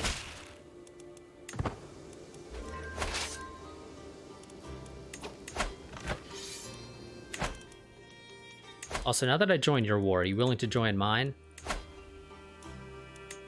No, of course not. Why would you?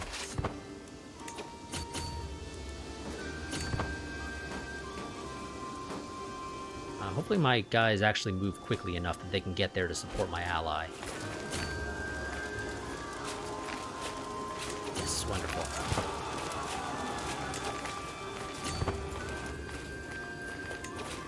Is he actually following me? I think he is, yes.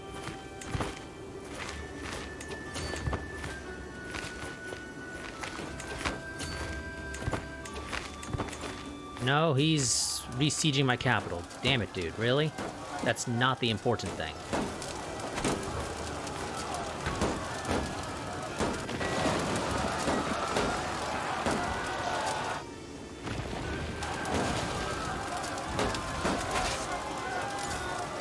I'm going to attach to your army and just kind of follow you. And hope you know what you're doing. Because I can't get you to follow me. Even though that I think I would do a much better job than you, honestly.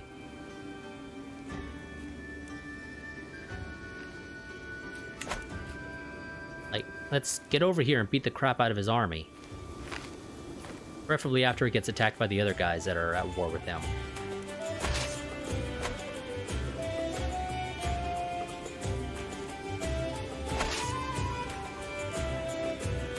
This is one of the things I like about Stellaris. There's a button on there to encourage your allies to follow your armies, or in that case, fleets.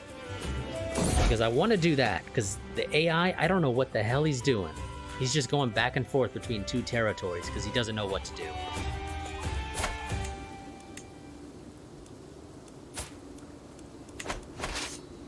There really needs to be a encourage following or something here. Because I'm relying on my ally. But he has no clue how to actually fight a war.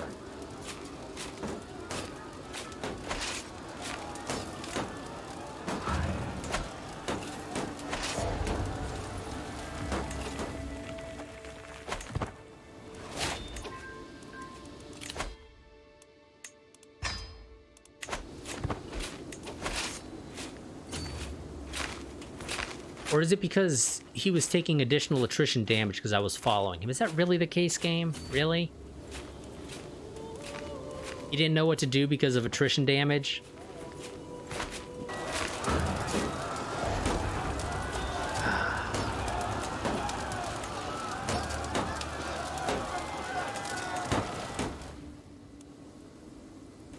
The Paradox games have their issues.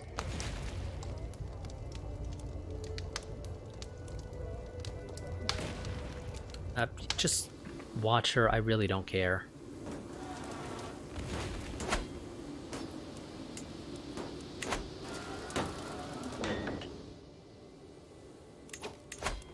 Okay, what do I need to do to... Annoyingly, he's the defender. I think that's bull. I don't think they should be considered the defender. When you decline to let your land get taken, you should be the defender, in my opinion. Not the attacker. Because I'm not the one that instigated this. My liege is.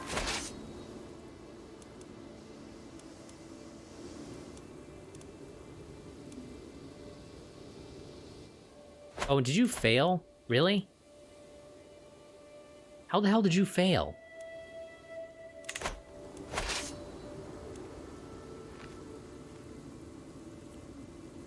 Okay, well, luckily, my liege's troops have been worn down if my ally follows me, which it looks like he might be doing now.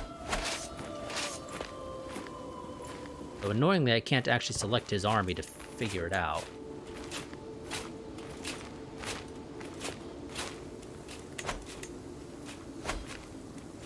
I really wish I could select his army and figure out if he's following me now. I think he might be.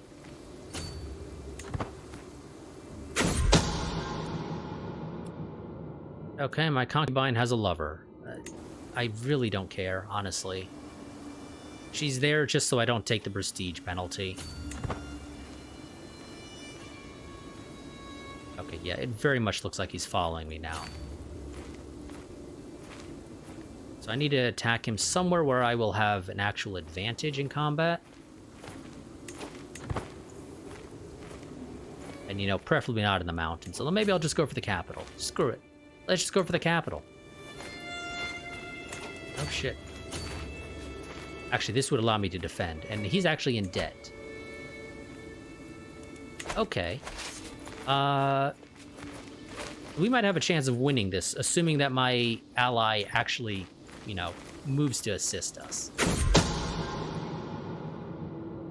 Okay, game, you already told me about that. I didn't need you to tell me twice.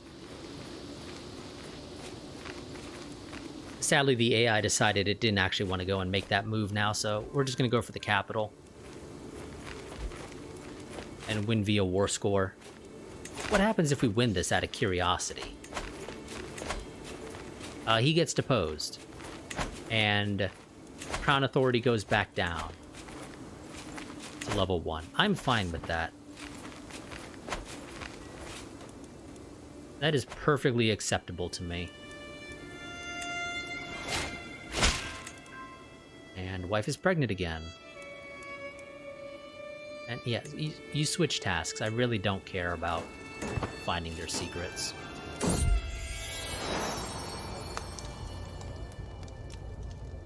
Oh, wonderful. Grandchild. Daughter, actually, in this case. And my ally, interestingly, has actually formed a perimeter around me. There we go. And I stole an artifact. Serves him right. That's what you get for trying to take my land, bastard.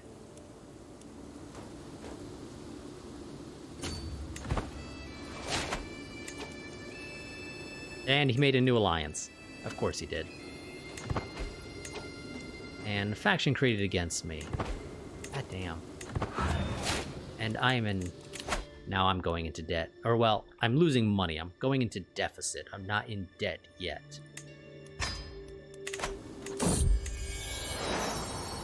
Another son, but this is probably not mine. Just want to note that. That may not be mine. Because she evidently has a lover.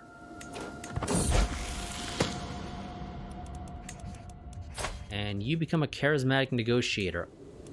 I'm fine with that. That's okay. Oh, did my liege just have to disband his army? I think he did. I think he's in so much debt he's disbanded his army, so I get free reign. There we go. That's what we needed. Okay, we've won this war now, finally. Oh, no. Never mind. There it is. With a whole bunch of reinforcements, because of course.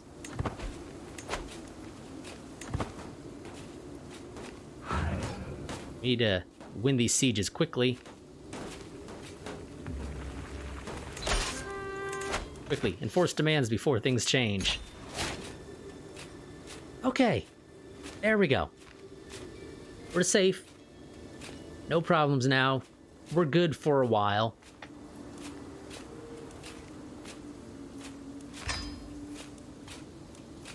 Also, what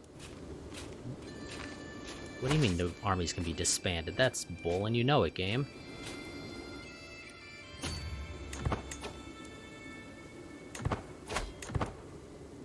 Yes, I will join as your marshal to the new guy who took the throne. Maybe don't try and take my land, if you don't mind.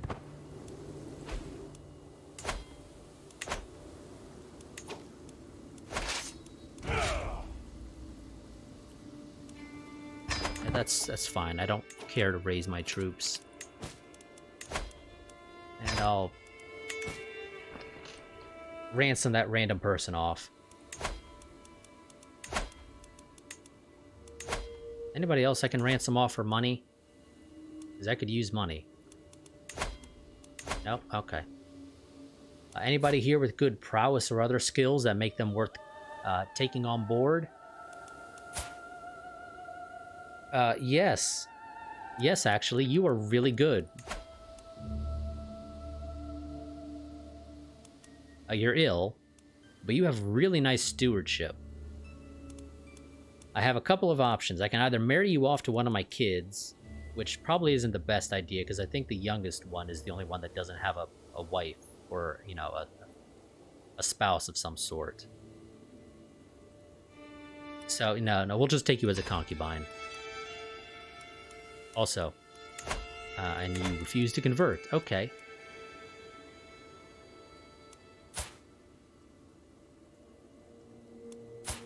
Anybody else worth?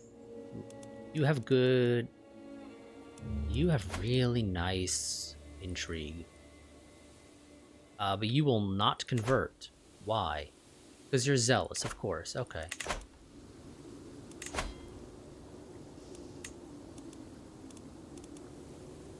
I want to get onagers. I'm kind of inclined to say yes. That'll help our sieges go a little bit faster.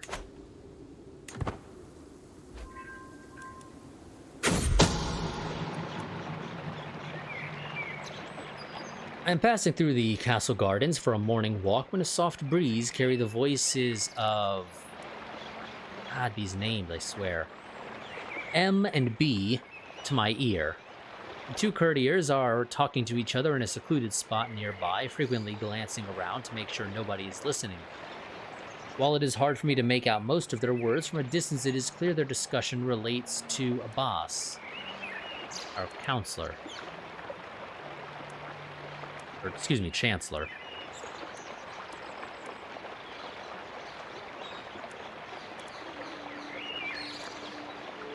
Well, let's try and roll for the 61%.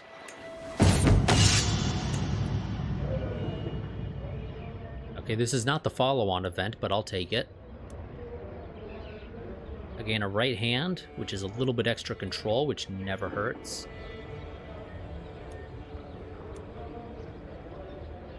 Or I can just trust that my marshal can handle the issues, I guess. No, I'll take the extra control.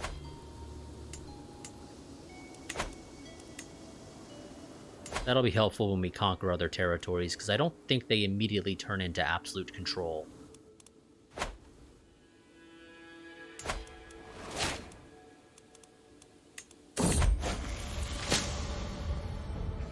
Oh, you got smallpox.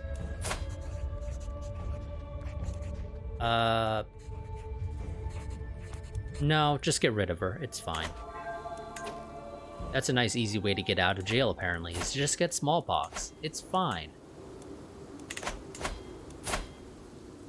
Oh, good. You're actually a different family, so yeah, I'm gonna conquer this now. You know, something that I wanted to conquer a while back that just kind of got delayed because our liege is a dick.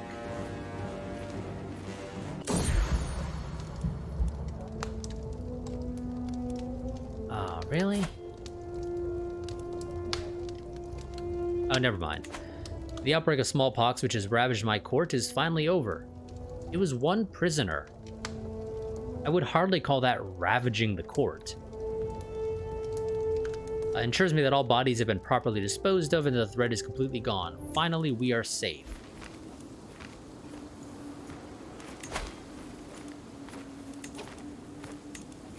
Again, that was not in any way accurate. Also, let's make our heir our marshal.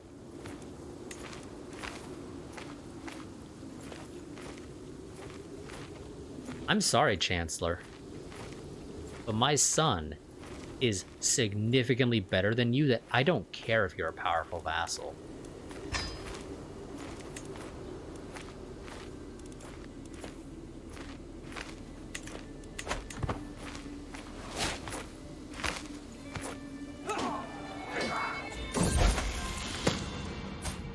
Oh, you're not married. Yes, I should probably get you a husband. Can I get a matrilineal that has a good... Yes, actually I can. Okay. This guy works. It's a matrilineal marriage that gives me an alliance that actually has quite a bit of power.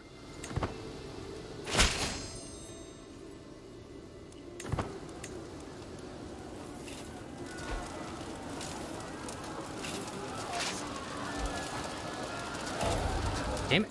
Really, game? So, I'm gonna say this right now.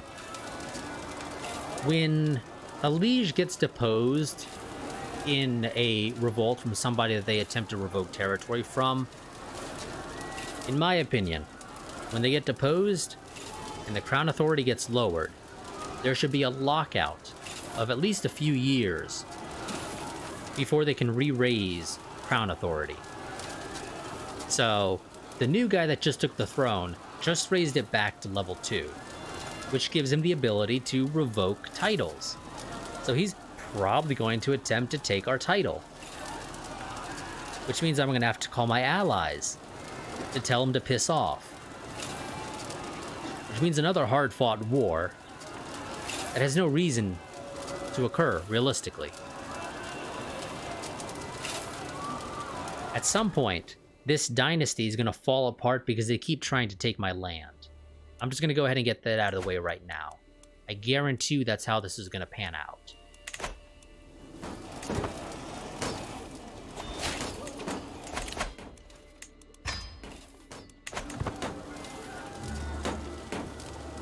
Because rather than just saying, fine, screw it, let that random Zoroastrian ruler exist, they're going to say, well, we can't let him have land.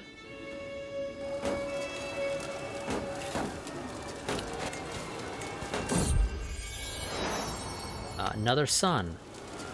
Like I needed another one.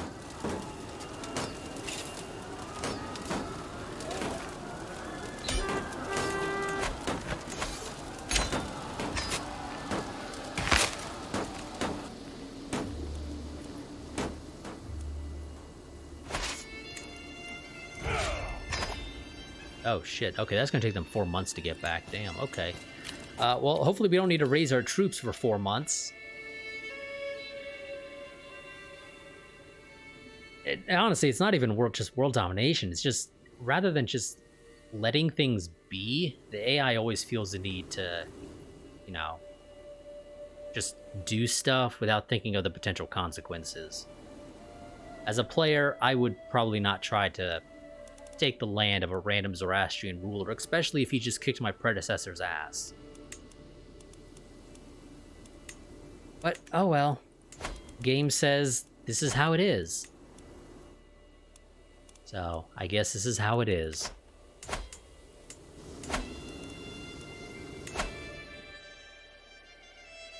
And I think we're going to go for this kingdom. It's a little bit easier to conquer because it's mostly held by our liege. Well, this one is held by an external guy who has a lot of friends. With quite a few troops.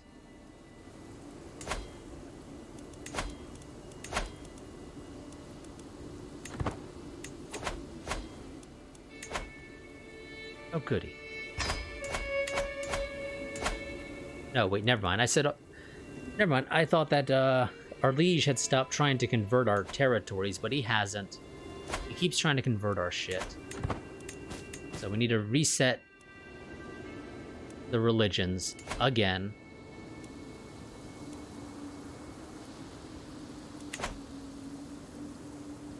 How many troops do I got now? 1,200. Yep, there he goes. What'd I say? So, time to tell him to shove that scroll up his ass. He's actually much weaker than his predecessor by quite a bit, so I should have an easier time with this. But, oh, really? You lost land?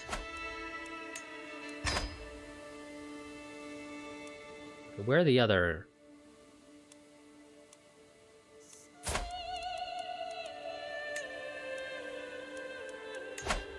Where the hell are you? Oh.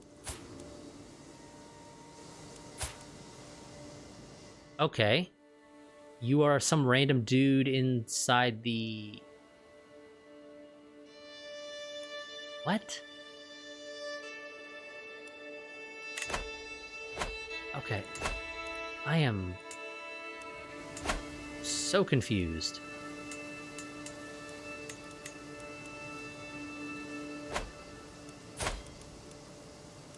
Wait, is this a... No, it's not a holy order. Don't think. Is it a mercenary band? Oh, well then again, this only shows me my holy order, so this might actually be a holy order. Yes, it's a mercenary company of some sort. Set up by this dude. And I have an alliance with the captain because of a marriage. Okay, sure.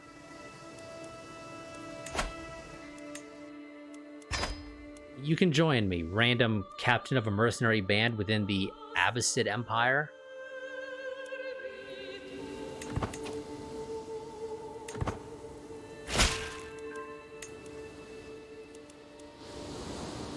Where the hell are your troops, buddy?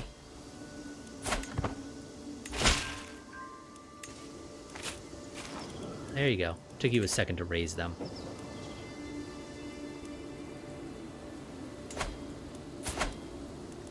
So yeah, this guy's getting deposed now, just like his predecessor. Because the AI doesn't learn. Oh, really?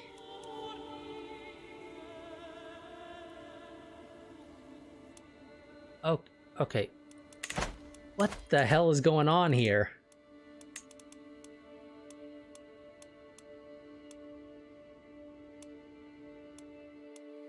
Okay. So, need to take a step back. So, our liege is friends with the Tarid, who we were at war with at the start of this game. Because Assassinates start out at war with them. Whoops, sorry about that, just hit my mic. The Duke of Bamid here, who apparently joined our faction, I didn't realize he had, but he did, is now saying, hey, we should send an ultimatum for our independence, because we have 137% of the military power of our liege. Sure, screw it, why not? Why not? We'll gain our independence, I have some fairly powerful allies. This will stop having our liege attempting to... There we go. He gave us our independence, and thus that invalidated his war to revoke our title.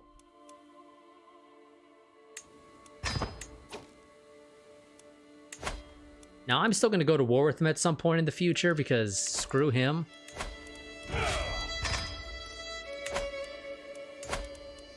And in fact, now I can actually do holy wars, which are always fun. But this will help us out quite a bit. So, okay. Him doing it this time worked out for everybody. He doesn't get deposed, he gets to keep his level 2 crown authority, and I ended up gaining independence. Somewhat because of other factors.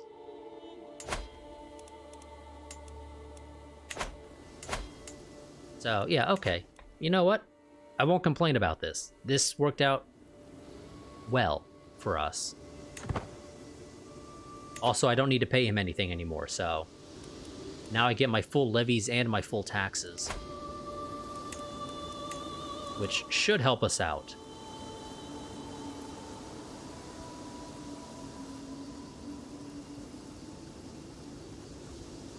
So, okay, let's go ahead. We have the desert agriculture, which gives us bonuses to cavalry, which we don't actually have any right now.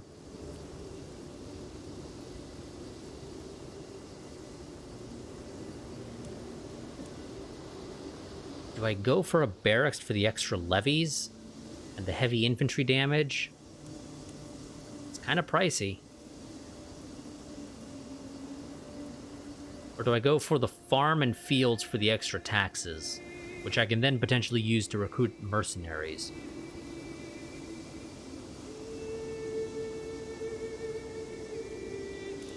Or do I save up a little bit extra and get ourselves a temple? Doesn't really matter to get the temple, but it's an option. Let's get these conversions done so that we're not suffering any penalty, whatever penalty it is. I've never been able to tell if CK3 actually has a penalty for different religions.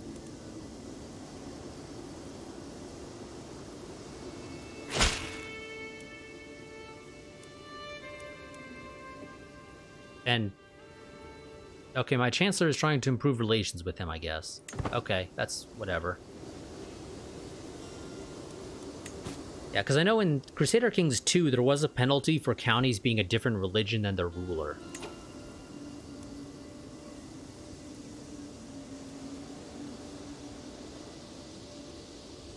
I'm sorry. Oh, this is a popular revolt. Okay. We'll have to put that down.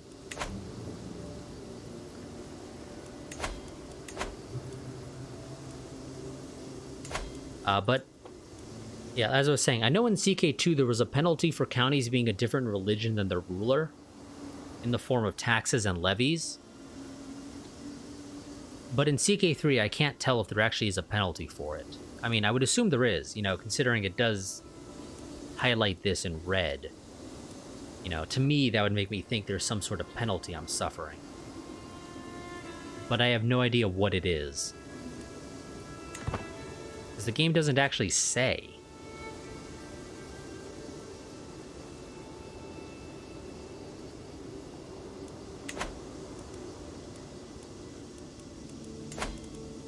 I mean, I see there's this difference for popular opinion.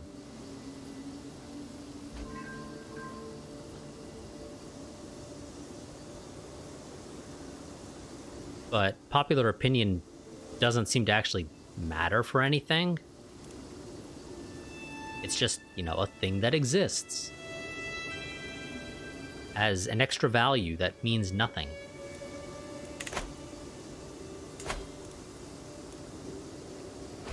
I guess it only affects factions. It's the only thing that makes any sense. Oh, are you having a massive rebellion? You are.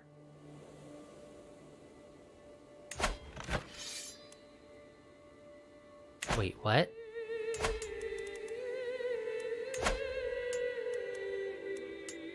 Wait. I'm sorry, game.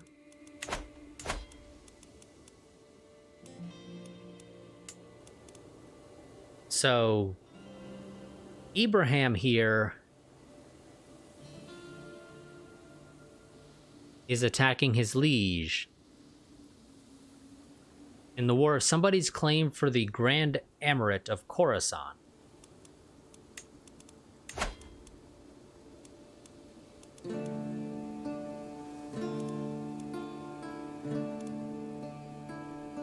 Oh, okay, never mind. That's for the kingdom title. Okay, I was getting confused because the duchy's also Khorasan, originally. But okay, never mind. He's trying to take the actual duchy or the kingdom title here.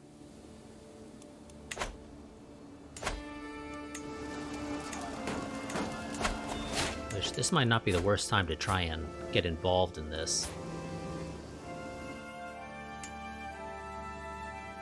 Although he's going to lose, because he doesn't have anywhere near the military power necessary.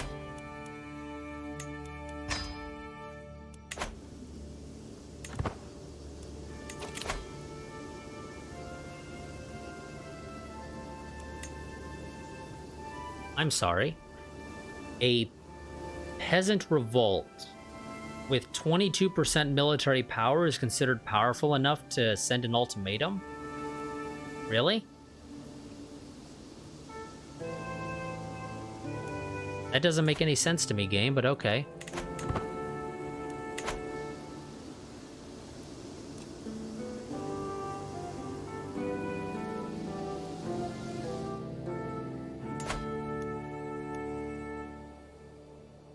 Okay, I think I have a larger military than you at the end.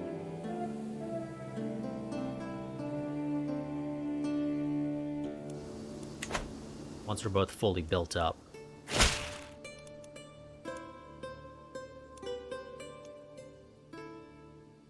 No. I'm gonna put down the peasants.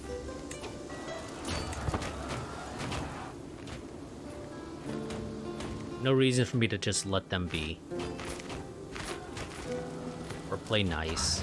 Crushing the rebellion is actually more beneficial for restoring public order.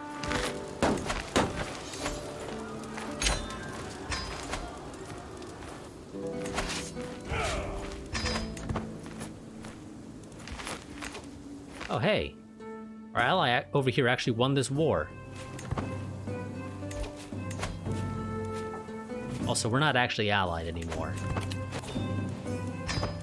I was just still technically stuck in the war. Oh, and our first dynasty legacy.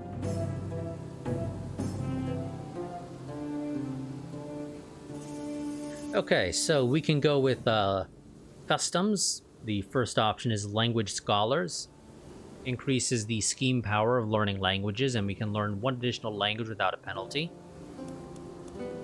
Warfare, which will increase our prowess and the effectiveness of our knights. Law, which will decrease the cost of a hunt or feast and also improve public opinion. Or, excuse me, popular opinion.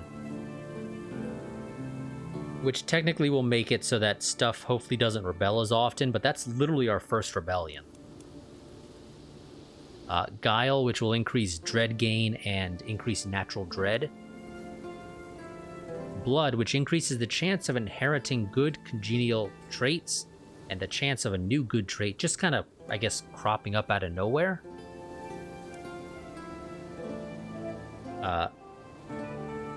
Eruditition, however it's pronounced, improves the opinion of guests and courtiers.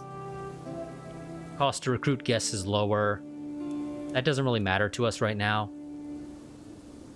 Or increase fertility, because, you know, I need more kids, apparently.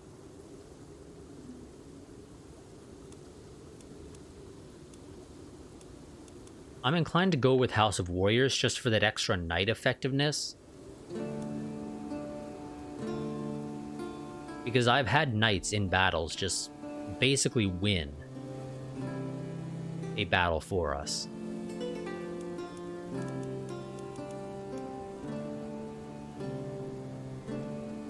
But none of these first tier options are particularly interesting beyond that one, so are any of the other ones interesting to me? Well, graceful aging actually doesn't sound that bad, but it'll take a while to get there.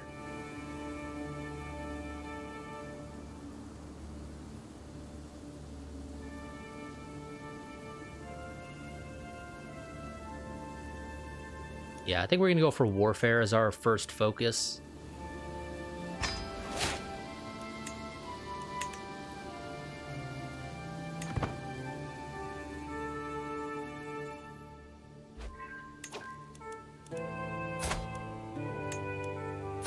Oh, good, that all finished. And you refuse to convert because you're zealous.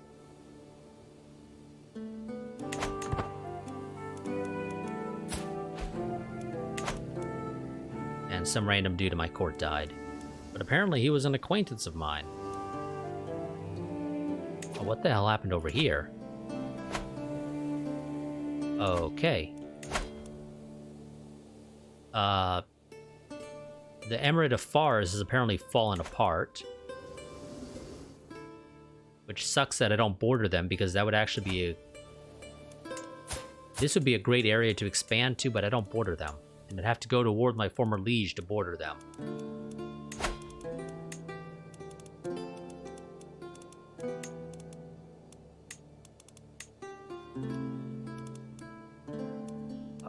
What? Where the hell are you getting... Oh, okay, he's allied with the Abbasids, so we're not going to war with him anytime soon. Because that's 12,000 military strength. I guess we also have to hope he doesn't come for us, because we'd be screwed. How the hell did you get an alliance with the Abbasids?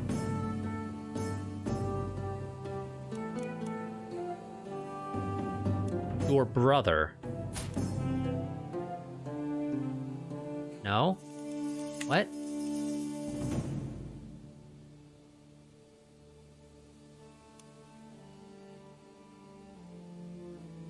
Who the hell's this kid?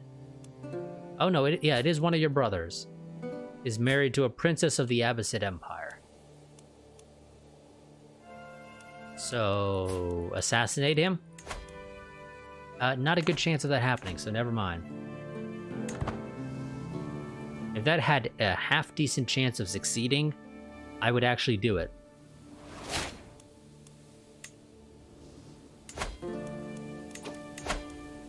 What about you? You've got a couple of strong allies. Well, not really, actually. Most of the strength is your own. I would love to just... Oh, well, that would take me well over my Dominion territory, or my Dominion holdings, but I would love to conquer your entire duchy.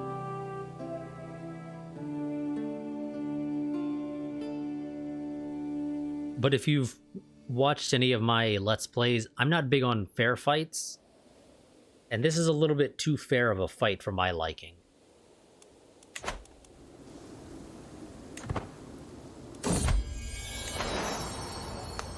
Another well, actually, I think that's our first grandson.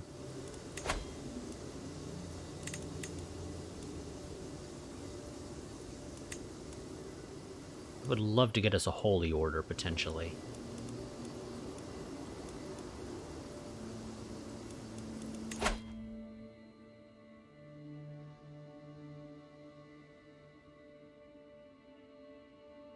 Getting strategists would be helpful for the extra martial.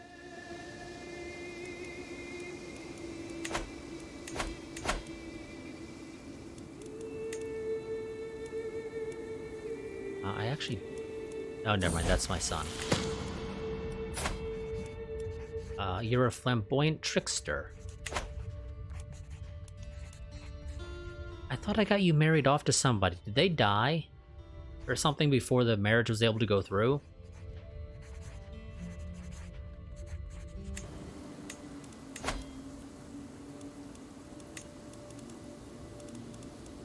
I want somebody with inheritable traits. Well, here's another genius, but she's a little on the old side.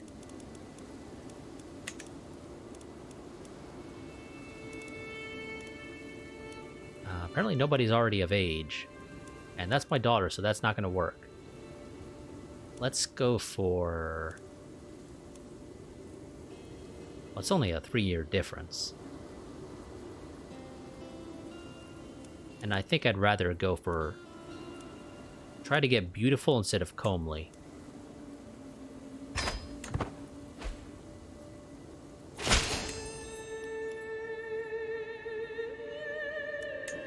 Damn peasants.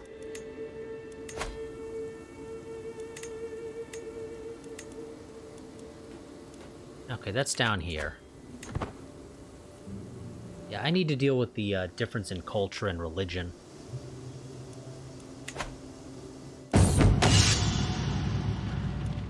Who the hell are you? Oh, you're really good. Okay, I already read this event earlier, and I don't really care to read it again. So this guy stepped onto the training field. We dueled with him a little bit. He is actually really good. So I could use more people like you. This is a free knight who's really good. So yeah, I'm going to take that. Another son. Okay, game. How are you going to destroy my empire when this is all said and done? Well, luckily, I don't have enough counties for you to actually completely destroy the empire. And I guess that's the best thing I can say.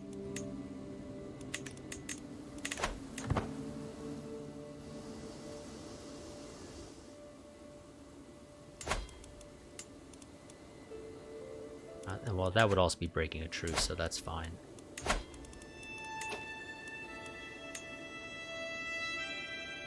Okay, I've got a little bit extra power now.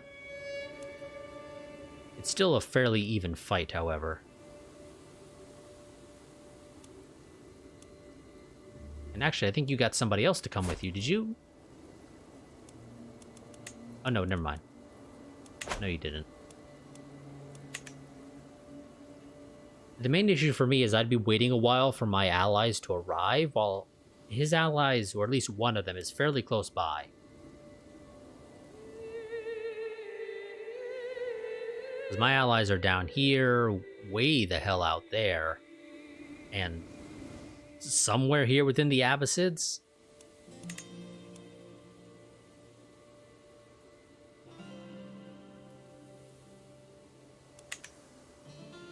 So it would take them a little while to get here. And I'd have to fight...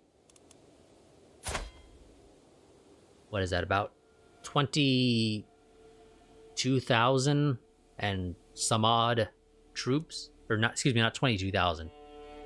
2,300 and some odd troops.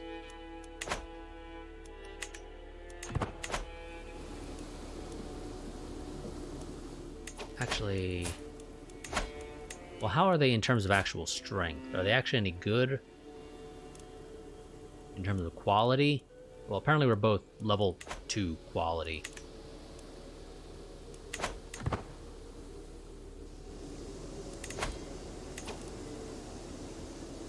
What are your special troops?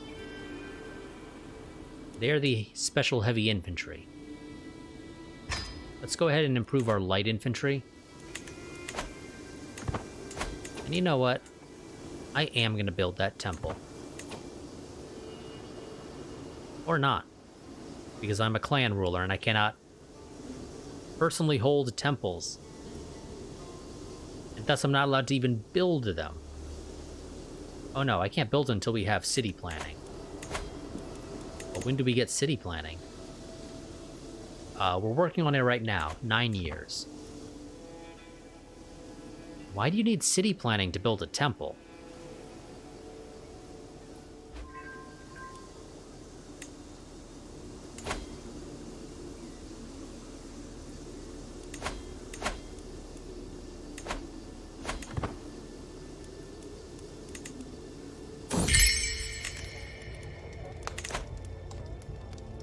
Game, we already know Yeva has a lover. She's had one in the past. Or was that from one of the saves? Like, no. Yeah, she has one. This makes zero difference. Also, dismiss her as a concubine. I really don't care about her. Just get rid of her. She was there just so I didn't suffer the penalty. I already have somebody else who, you know, handles that for us.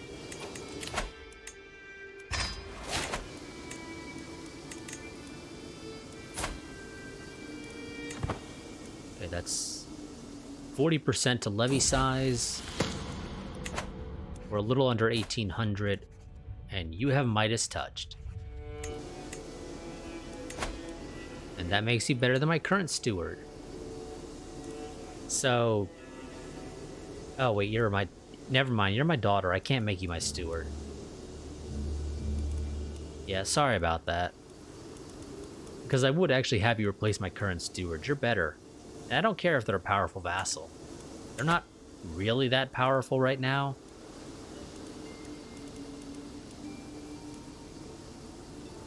Don't I already have an alliance with them?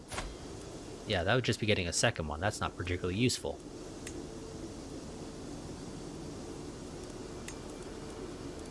Okay, we don't have a lot of good options here. But then again, this is also because I'm setting an age limit. Let's just remove all of the things we're looking for and just find somebody who's really good.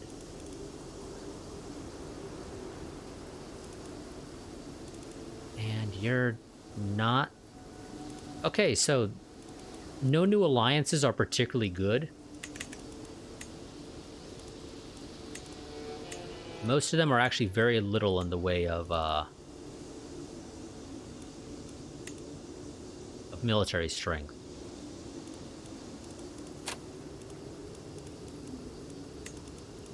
And looks like doubly so if I attempt to get any matrilineal marriages.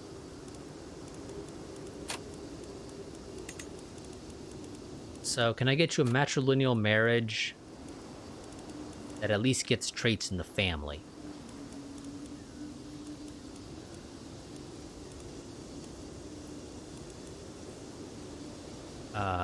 I'm not going to marry you to the 83-year-old who has Herculean. Because while that is a nice trait, the chance of you actually getting any kids out before he croaks is basically nothing.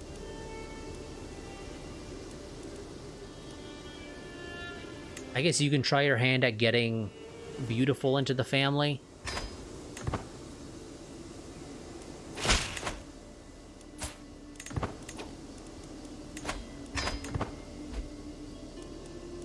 Oh, and you actually managed to also marry somebody who has really good prowess, so that's beneficial.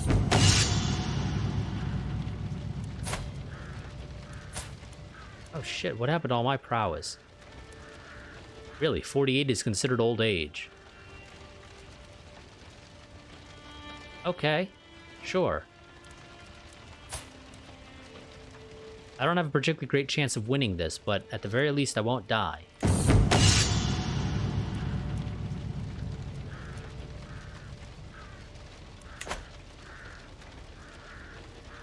The sounds of spear clashing against mace echoes between the courtyard walls. All eyes are on us. Everyone wants to see their Quain Shah fighting his spy master.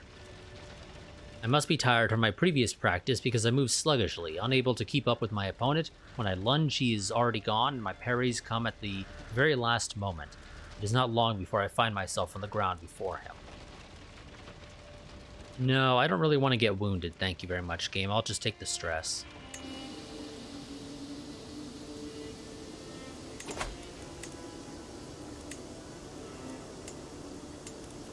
Okay, let's go ahead and build a nice, special, fancy building.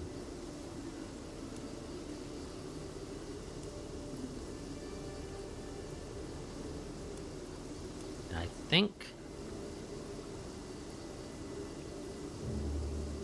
Okay, so this duchy has 5 territories in it, which I think might be the maximum for a duchy. No, not quite, actually. But I think that's the biggest we're gonna get.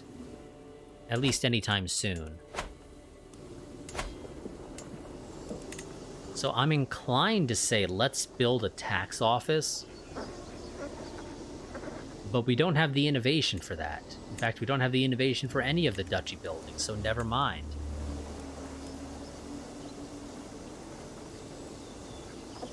We will go ahead and build a military camp. That's a couple extra levies and extra damage from skirmishers. Or, excuse me, yeah.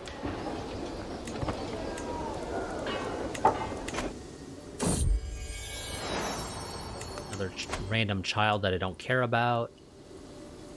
And that's a fort level of 2.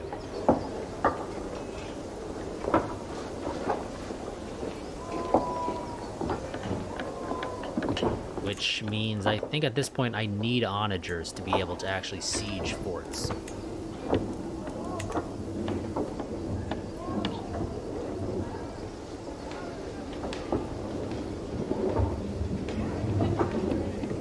So let's go ahead and start getting ourselves some onagers.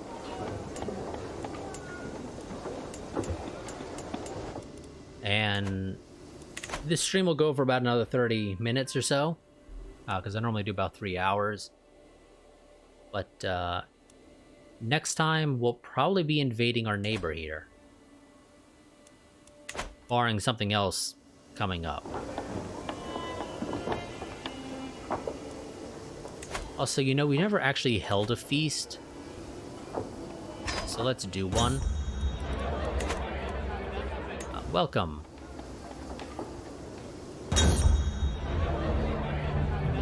The feast is dwindling down, and I find myself deep in conversation with my meticulous wife.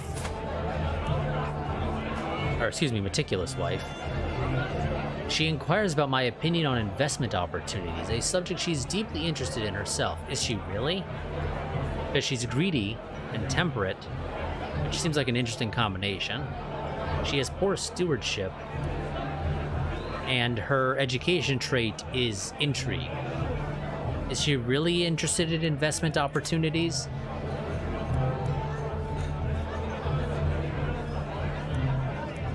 And I could have sworn she was already my lover. No, apparently that didn't happen. Or it ended, one of the two.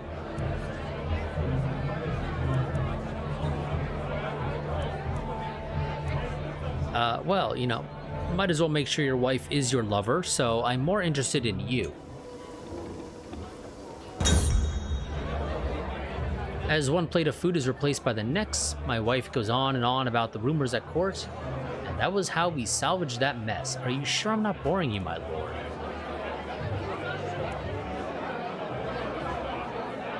Interesting conversation, diplomacy, and learning. But I don't want a friendship, I want an intimate relationship. No, please do go on.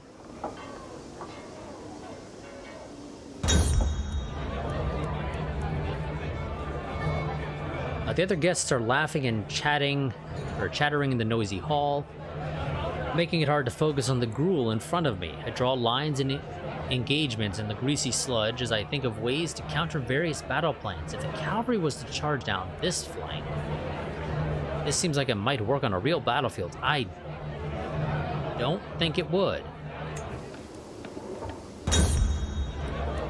And yeah, until next time, have fun, guys. Oh, I forgot to get you a guardian. I'll educate you myself.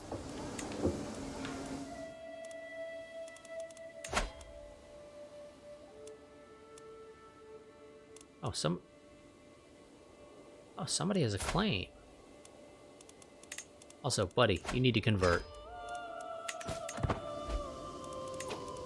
But where are your claims, out of curiosity?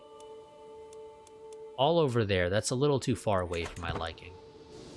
Otherwise, I would actually potentially press your claim in the near future.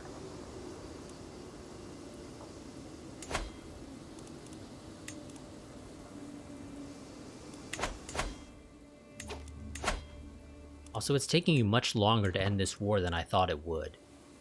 Because this guy had half the military strength of you, and yet you're still struggling to actually, you know, end it.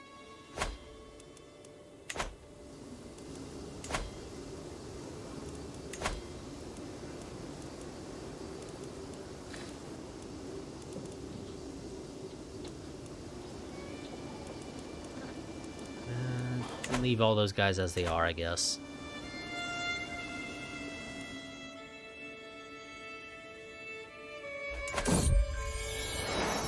Oh good, the populace have broken up.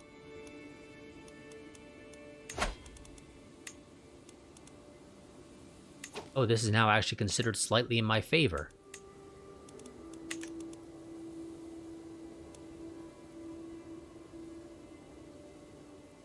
Do we just go for it?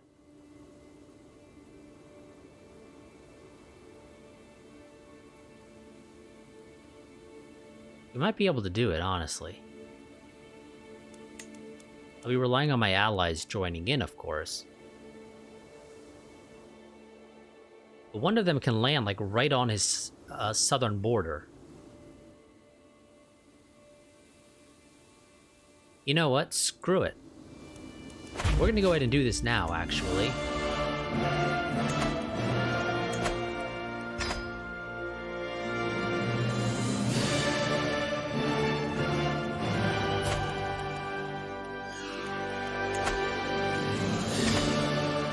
And we're gonna call all our allies, because why not?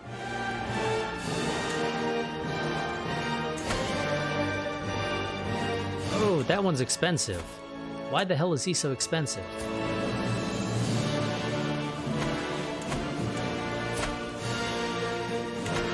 Okay, we're not calling that one because for some reason he is 750 prestige to call. And I don't know why. But he also doesn't contribute anything of real worth, so we'll survive without him, I guess. Now the question is if this guy's friends will actually come to his aid or not.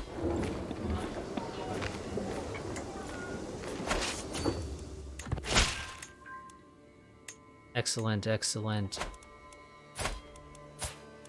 Okay, the dude to his south joined.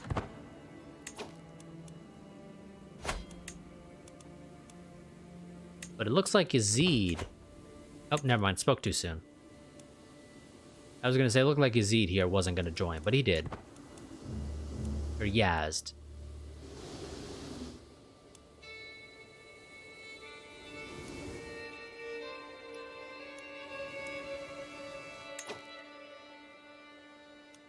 Okay, now my question is, where the hell are you? And are you gonna actually raise troops? Because I can't see you, apparently.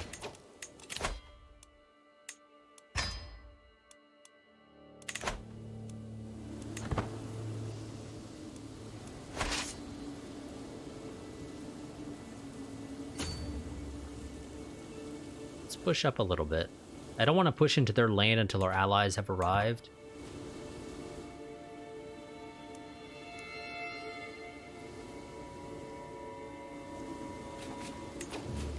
There's our ally, and he's about to walk into the enemy, it seems like, so maybe move into a position to support him. Okay, he got to us, or at least he's about to.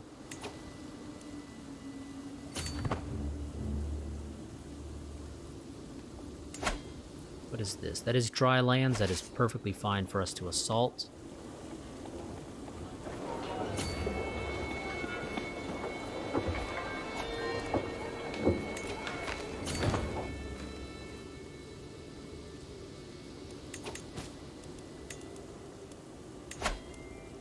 Yeah, game, I know I can call them, but why would I? They add nothing, and they're expensive for some reason to call.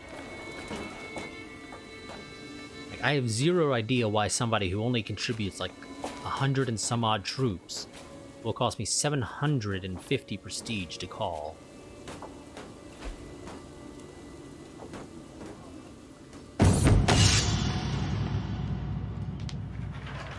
Also, our ally lost like all of his troops, so this is great. I'm sitting around the map table with Abbas and Ardvan discussing our strategy for the ongoing war.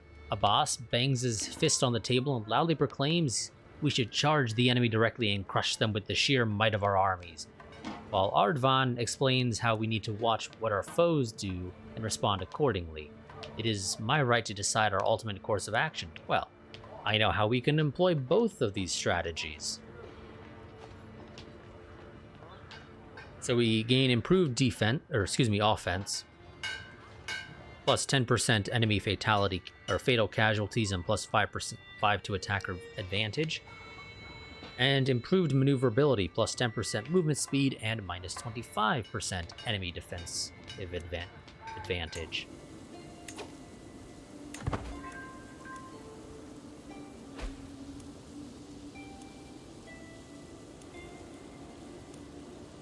Now, realistically, I think I'm just going to probably go ahead and try and siege his capital. That'll win this for us much faster. Oh. Okay. Already had this event before, but this option was not there before. This is the perfect chance to give Naweed a few pointers. My son. Interesting. What does he get? He gets Logisticin. I suppose that's useful.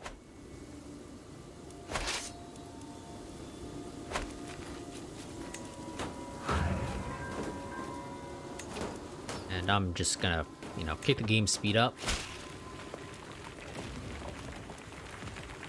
Wonderful. Improve relations with some guy that I don't know about.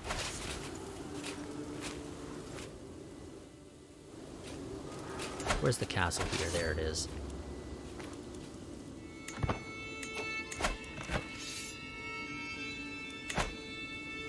Are they gonna try and retake this now? Because I know how the AI works normally. Yes, it looks like they are.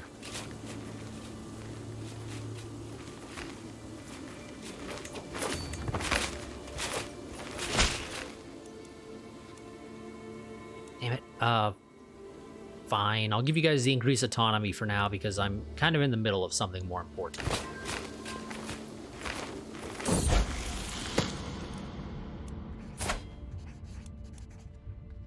Yes, become diligent.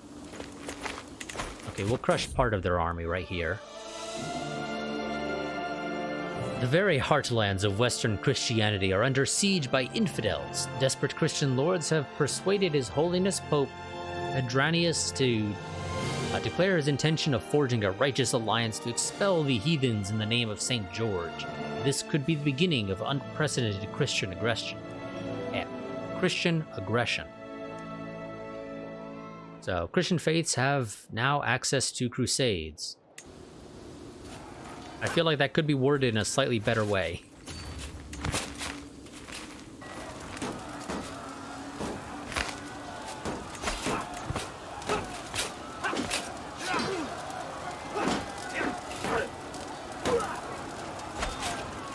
There we go. And just follow them. Hunt them down. I'm going the wrong way.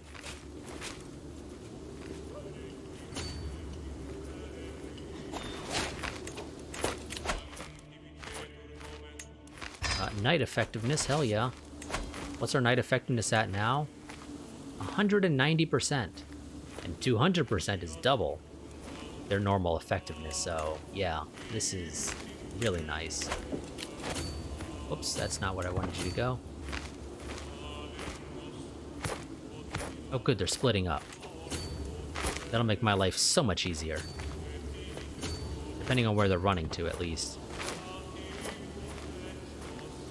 Are you guys gonna stay split up? Because if you are, that would be just wonderful.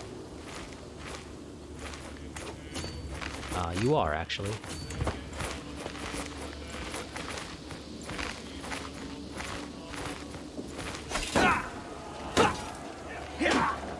And this battle will presumably finish this.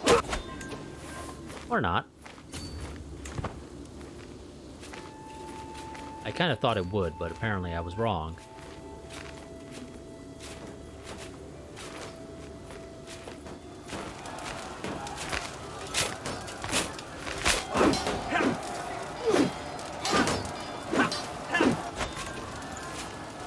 Okay, they're still fighting.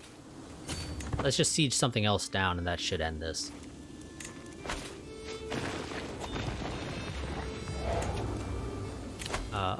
Yeah, get married. Excellent.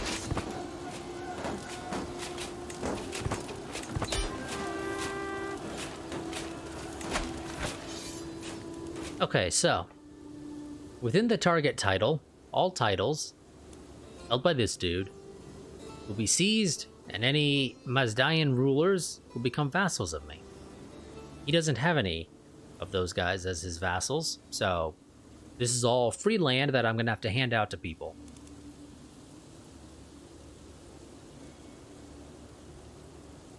Also, for some reason, doing this decreases the fervor of fighting a holy war successfully, decreases the fervor of my religion, and increases the fervor of theirs. I feel like that's ridiculous. Realistically, I think it should be the other way around. If you successfully win a holy war, whoever wins it, their faith increases fervor. The idea is to show the faith is strong. But that's not how it works. So that takes us well over our, I say well over it. It kind of is. It almost takes us twice over our dominion limit. So we need to hand out land.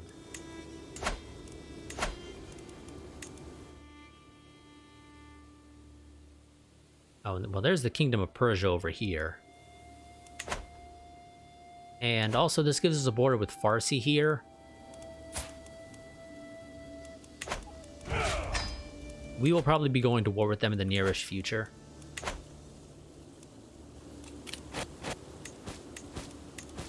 We got people we can get rid of, but first things first, we need to hand out land. So, I don't really like giving land to family, it's just the way I am.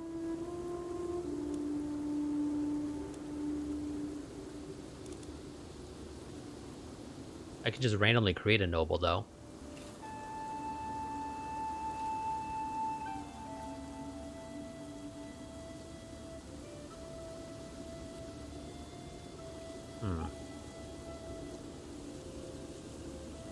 You know what? I'm going to do that. I'm just going to have you randomly create rulers, game. I'm fine with that.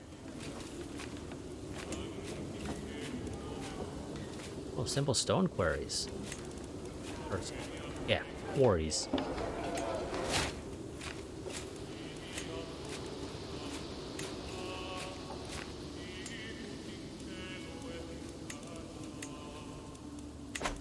Yeah. So now we actually have vassals, so this is something we're going to have to deal with. In this case, I mean, you know, like real vassals. Not the... Well, he's a baron, and he's technically a vassal, and he's technically powerful.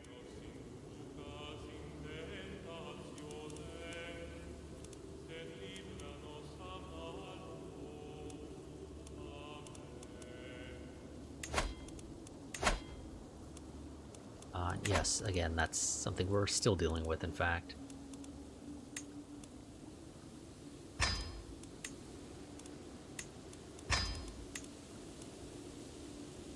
Let's go ahead and redo our council a little bit. You refuse to convert. Okay. You have a pretty decent chance of converting. Thank you for that. You also have a pretty decent chance of converting. Thank you for that. Now, it should be noted, I believe you can only do... Oh, never mind. I was going to say I believe you can only do one holy war at a time, but never mind. The game took a little while to actually give us another one. But no, we can actually do another one against Farsi next time.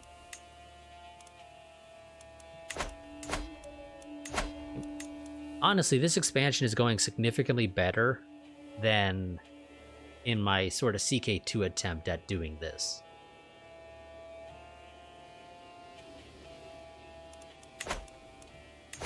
So that is 9 counties there. I already own 5 of what is necessary to form Persia.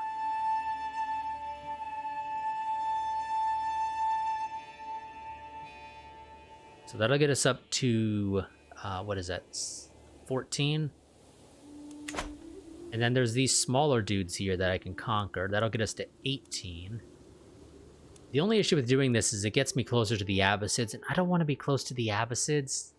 I really don't.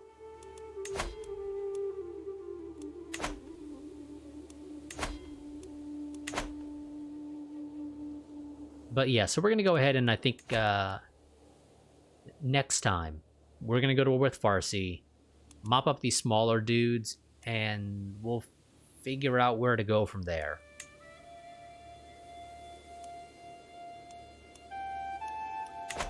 But we will probably actually be forming the Kingdom of Persia next time at the very least. But the Empire of Persia will have to wait a little bit longer to actually be formed. Just because Abbasids to our west and Makran, it is Makran here to our west, who's allied to the Abbasids. If they weren't allied to the Abbasids, I'd kill them very quickly. No questions asked. But I kind of need to hold off on doing that until their alliance breaks at some point.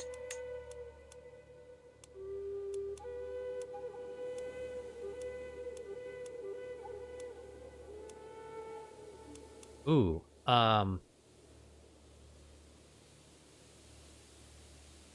so I'm not a fan of that. My son that is currently my chancellor would actually take the Duchy of Kerman when I die. Which I'm not a fan of, because I really don't want him taking that. And that would result in him gaining his independence, because I also am just a duke right now.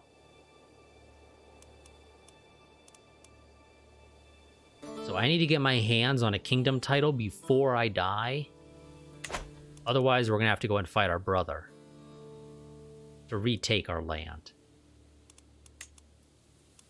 Which that could be an annoyance. I mean, he's not a great military leader, so maybe we won't struggle. But I kind of don't want to have to deal with that, honestly, if I can avoid it, so... Yeah, I think we're going to be beelining for a kingdom title next time. Which is, like I said, probably going to be Persia, because I think that's the easiest one to get. Take Farsi, mop up these small dudes, and then... I'm going to have to go to war with somebody that creates a border with the Abbasids.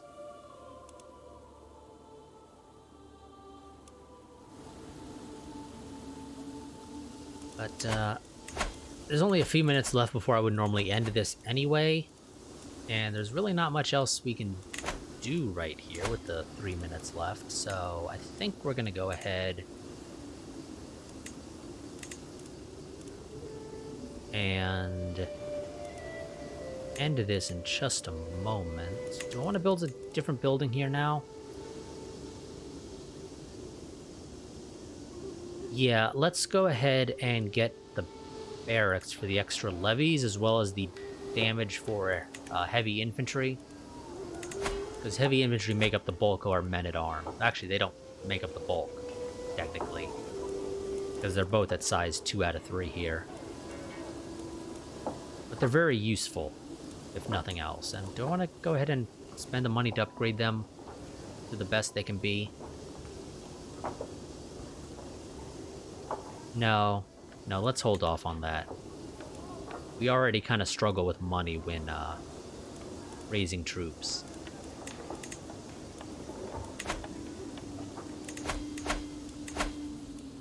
Yeah, so that's going to be it for this stream.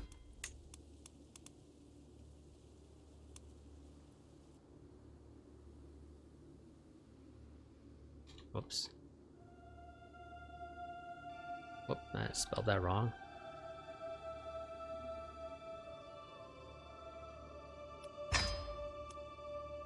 Yeah, so that'll be it for this stream. I will be doing another stream tomorrow unless something comes up.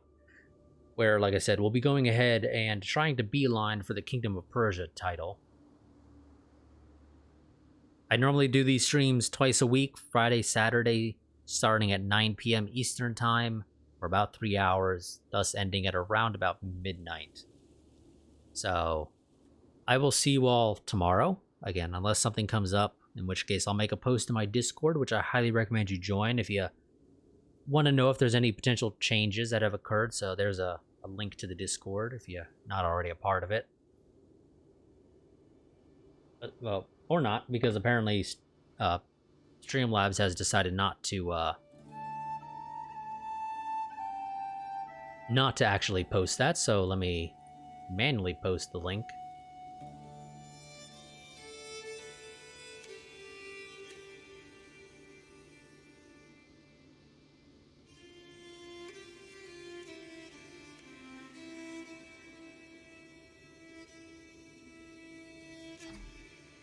There you go. There's the link to join the Discord. I'm going to have to double check Streamlabs because apparently it's screwed up and turned off the commands. I don't know why it does that periodically.